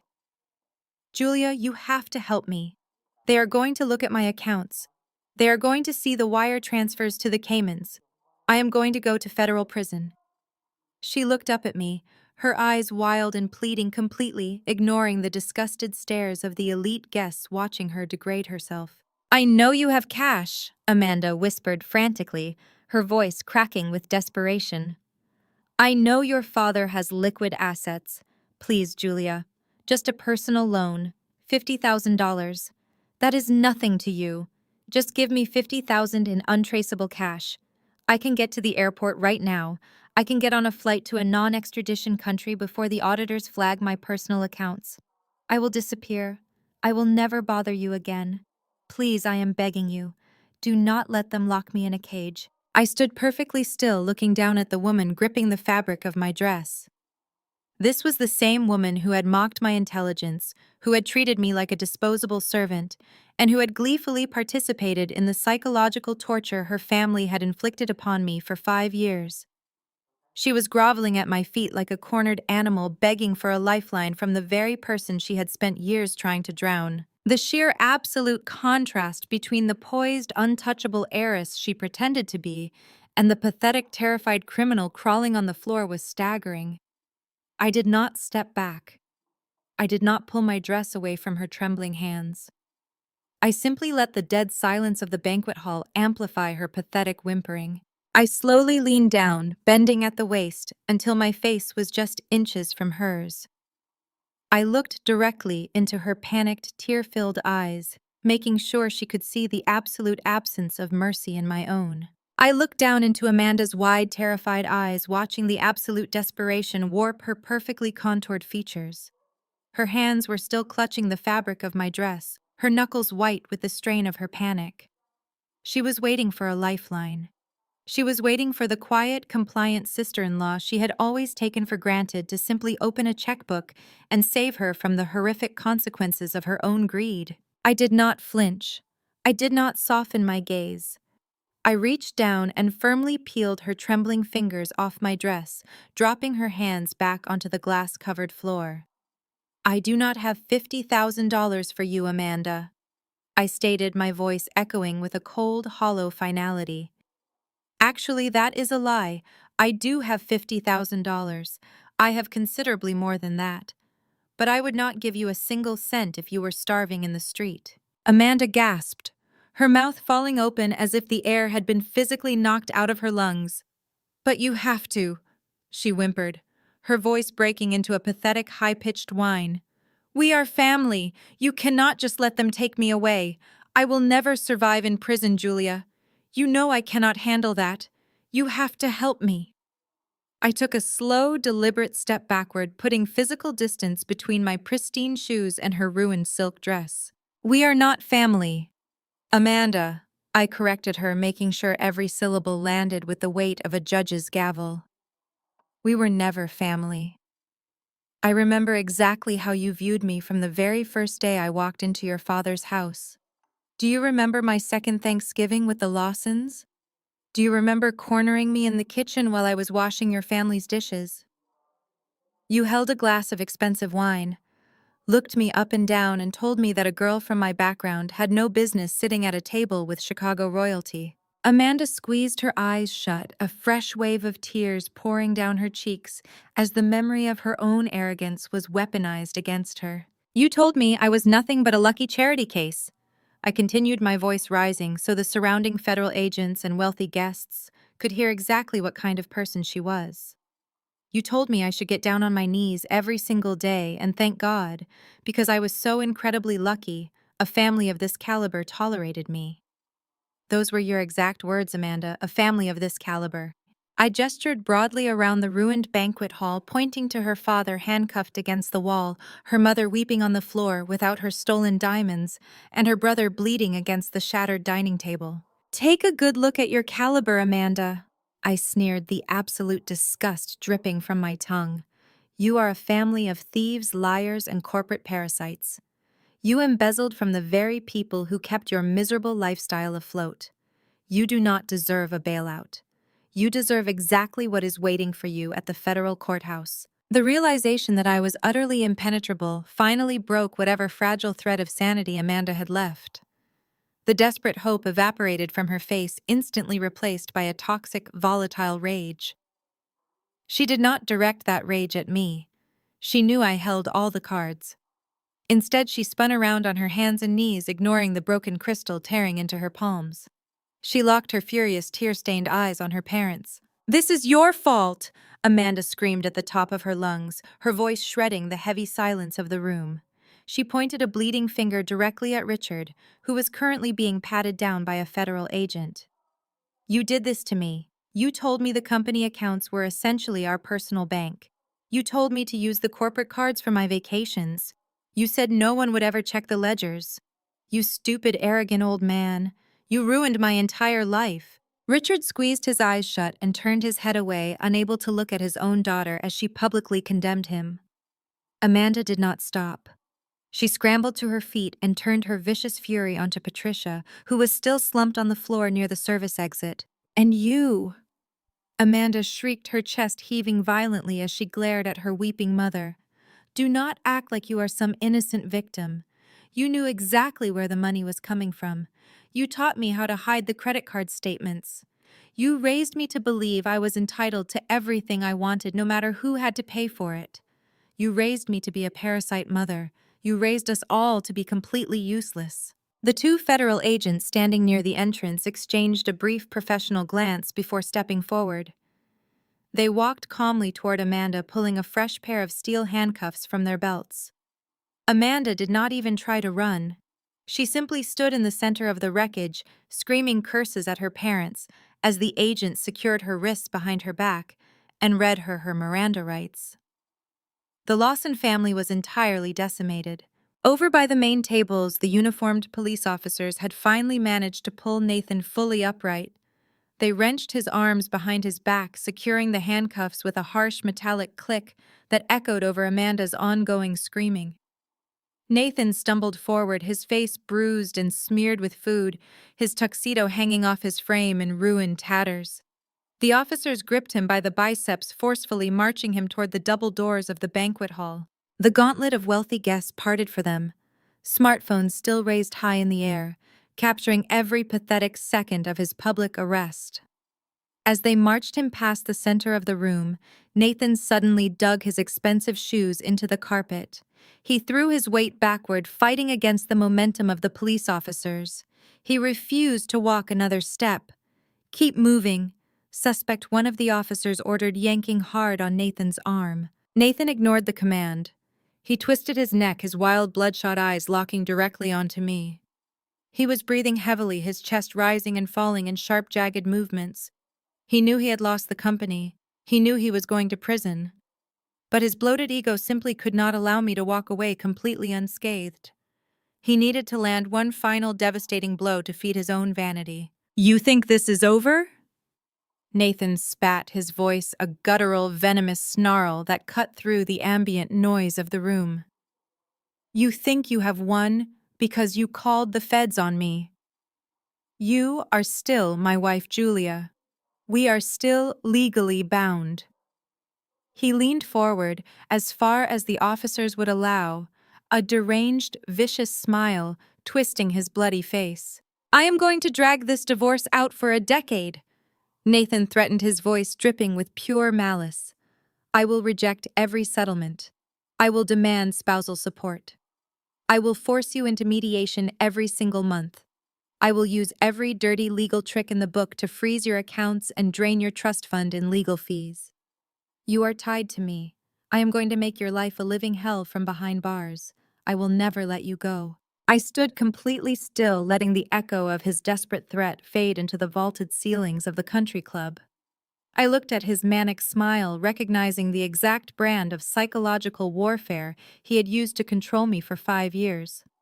He honestly believed he still possessed leverage. He believed the law would somehow protect the abuser over the victim. I took 2 slow, measured steps forward, closing the distance until I was standing less than a foot away from my handcuffed husband. The sharp scent of stale champagne and cold sweat radiated off his ruined suit. I did not raise my voice. I did not blink. I simply leaned in, keeping my posture perfectly straight, and delivered my final inescapable verdict directly into his ear. "There will be no long divorce, Nathan." I whispered, my voice as cold and hard as solid ice. "I did not just hand your corporate ledgers over to the Federal Bureau of Investigation out of the goodness of my heart. I am a businesswoman, and I always negotiate my terms before I close a deal." Nathan's deranged smile faltered slightly. The absolute confidence in my voice triggered a sudden icy wave of panic behind his eyes. "When I gave the federal prosecutors the unredacted proof of your massive pension embezzlement scheme, I asked for 2 things in return," I explained, keeping my tone entirely conversational. "First, I demanded full comprehensive legal immunity from any and all corporate fallout associated with Lawson Logistics.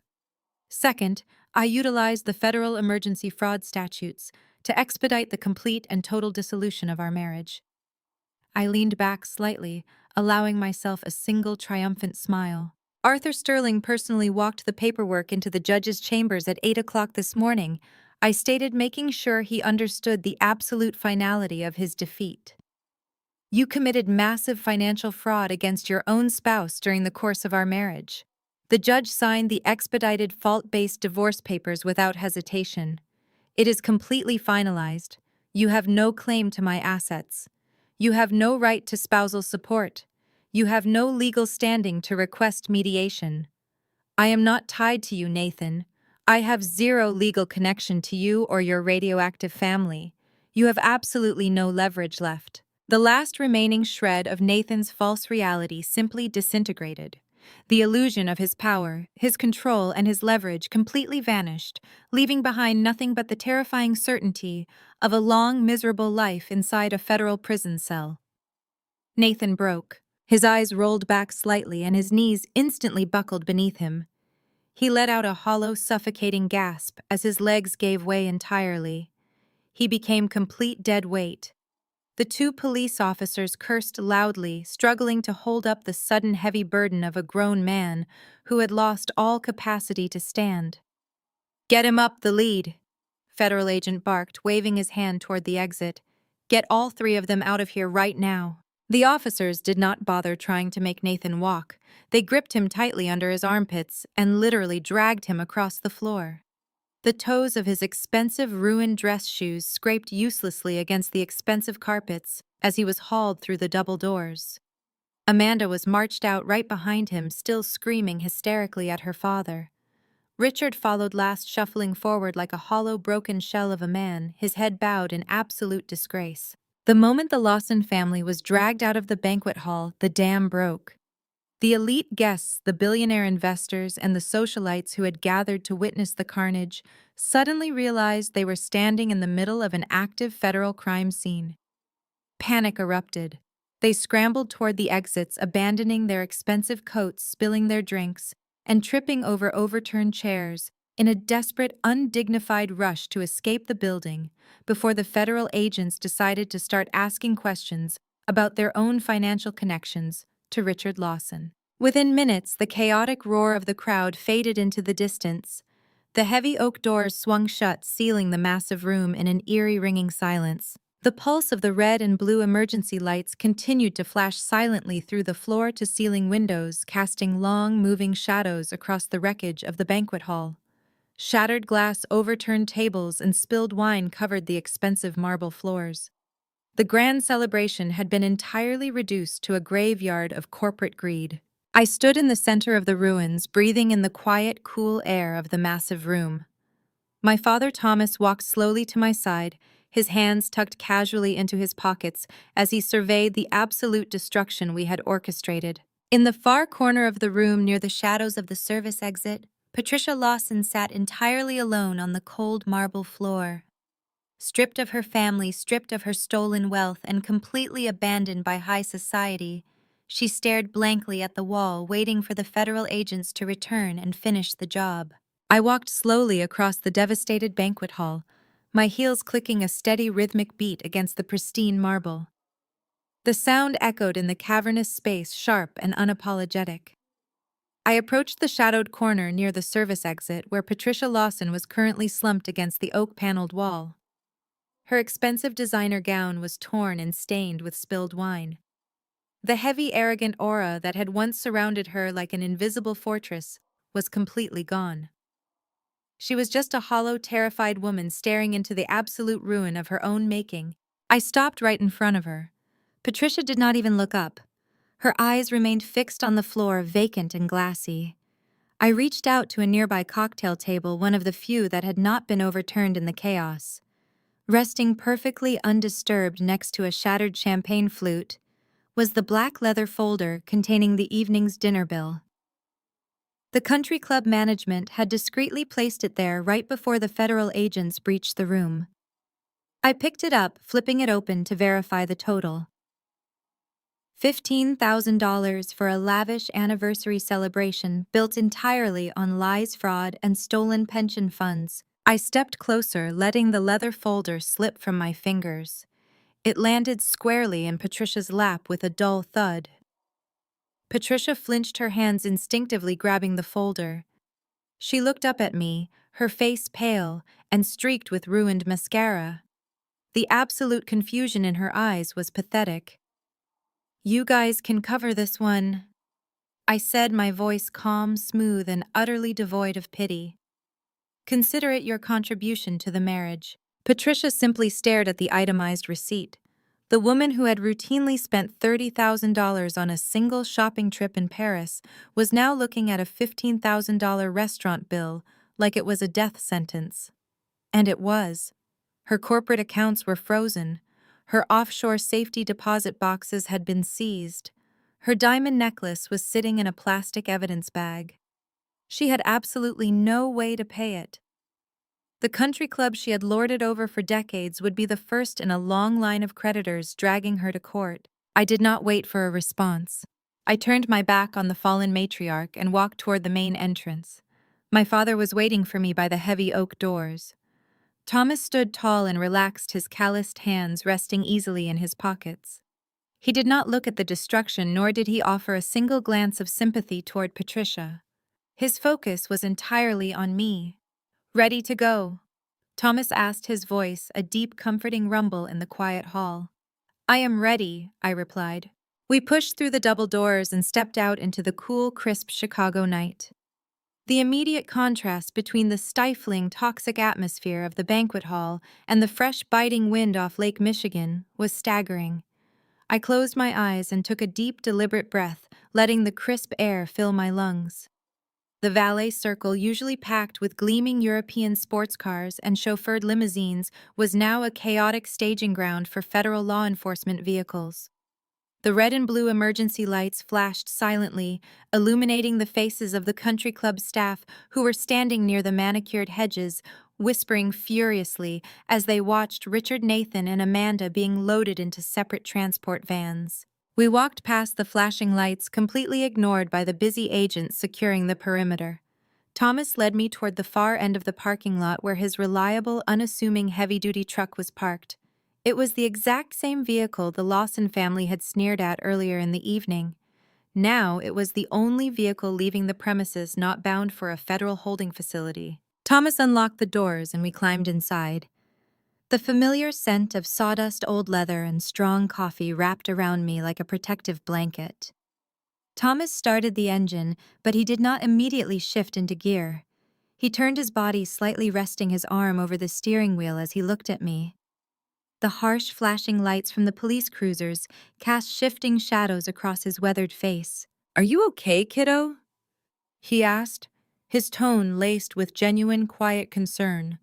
He was not asking about the physical toll of the evening. He was asking about the emotional weight of dismantling my own life to excise the poison. I turned to look at my father. The exhaustion in my bones was profound, a deep cellular fatigue that comes from holding your breath for 5 long years.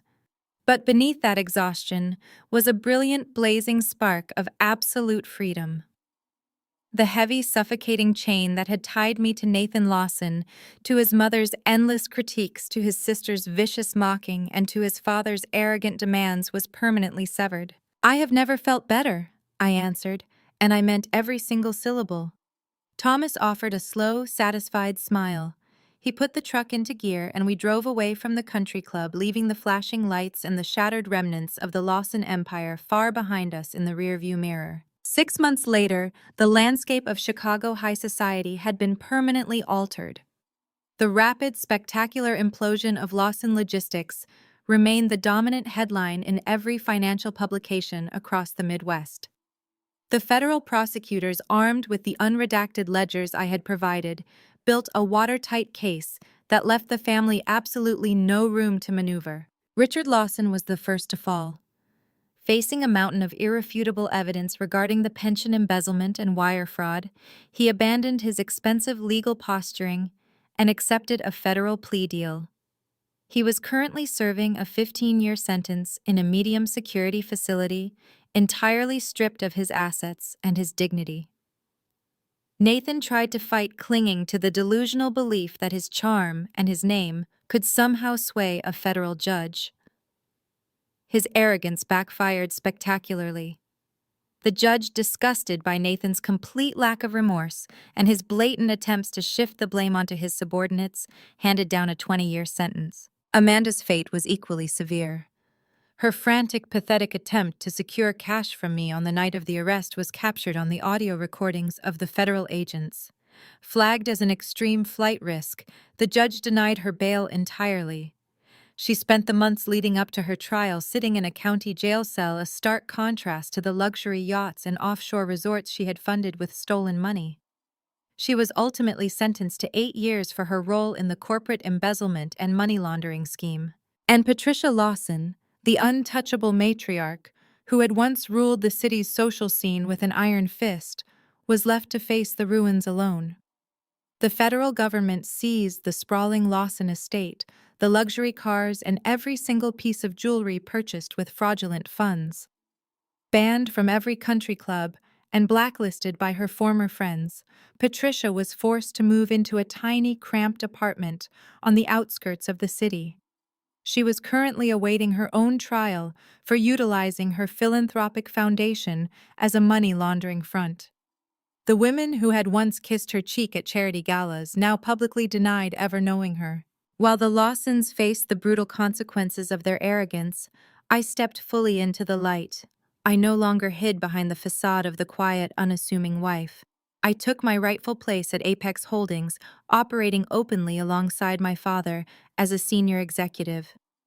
The business community, initially shocked by the revelation of my true identity, quickly realized I possessed the exact same ruthless intellect and strategic brilliance that had made Thomas a legend. My first major initiative at Apex Holdings was the targeted acquisition of the salvageable assets from the bankrupt Lawson Logistics. I did not buy the company to gloat. I bought it because the core infrastructure was sound, and the working-class employees who had been robbed of their pensions deserved a lifeline. I restructured the board, instituted strict financial oversight, and worked directly with the federal regulators to begin restoring the retirement funds Richard had stolen. I turned their toxic, failing empire into a profitable, ethical subsidiary of Apex Holdings. On a warm, golden Friday afternoon, I drove out to my father's sprawling ranch just beyond the city limits. The property was a masterpiece of unassuming wealth. It spanned hundreds of acres of pristine rolling hills, dense forests, and a crystal-clear private lake. There were no marble pillars, no ostentatious iron gates, and no desperate attempts to prove anything to anyone. It was a sanctuary built on hard work and quiet confidence. I parked my car and walked up the gravel path toward the massive rustic workshop situated near the main house. The rich, earthy smell of freshly cut cedar and pine hung heavy in the air. Inside, Thomas was covered in a fine layer of sawdust, carefully sanding the edge of a custom dining table he was building from scratch. It was the exact hobby the Lawsons had endlessly mocked, the simple, honest labor they had viewed as a mark of poverty. They never understood that a man who commands billions of dollars does not need to wear a bespoke suit to prove his worth. He builds furniture because he loves the quiet satisfaction of creating something real with his own hands. Thomas looked up, wiping his brow with the back of his arm, and offered a warm, genuine smile. I smiled back, lifting 2 cups of coffee I had brought from town. We walked out of the workshop together and settled into the heavy, comfortable rocking chairs on the wide front porch of the main house. I sat back, letting the gentle rhythm of the chair soothe me as I looked out over the vast, peaceful expanse of the ranch. The air was warm, the sky was a brilliant cloudless blue, and the profound silence of the property was deeply healing. I took a slow sip of my coffee, savoring the rich, dark flavor. I thought about the terrified, shrinking woman I had been 5 years ago, the woman who had desperately tried to mold herself into the perfect, compliant shape demanded by a family of toxic narcissists. I had endured the insults, the condescension, and the psychological abuse because I mistakenly believed that love required silent endurance. I had hidden my intelligence, concealed my background, and buried my own strength just to keep the peace in a household that thrived on chaos and control. Never again. Looking out over the land my father had built, I finally understood the fundamental truth about power and worth. True power does not need to shout.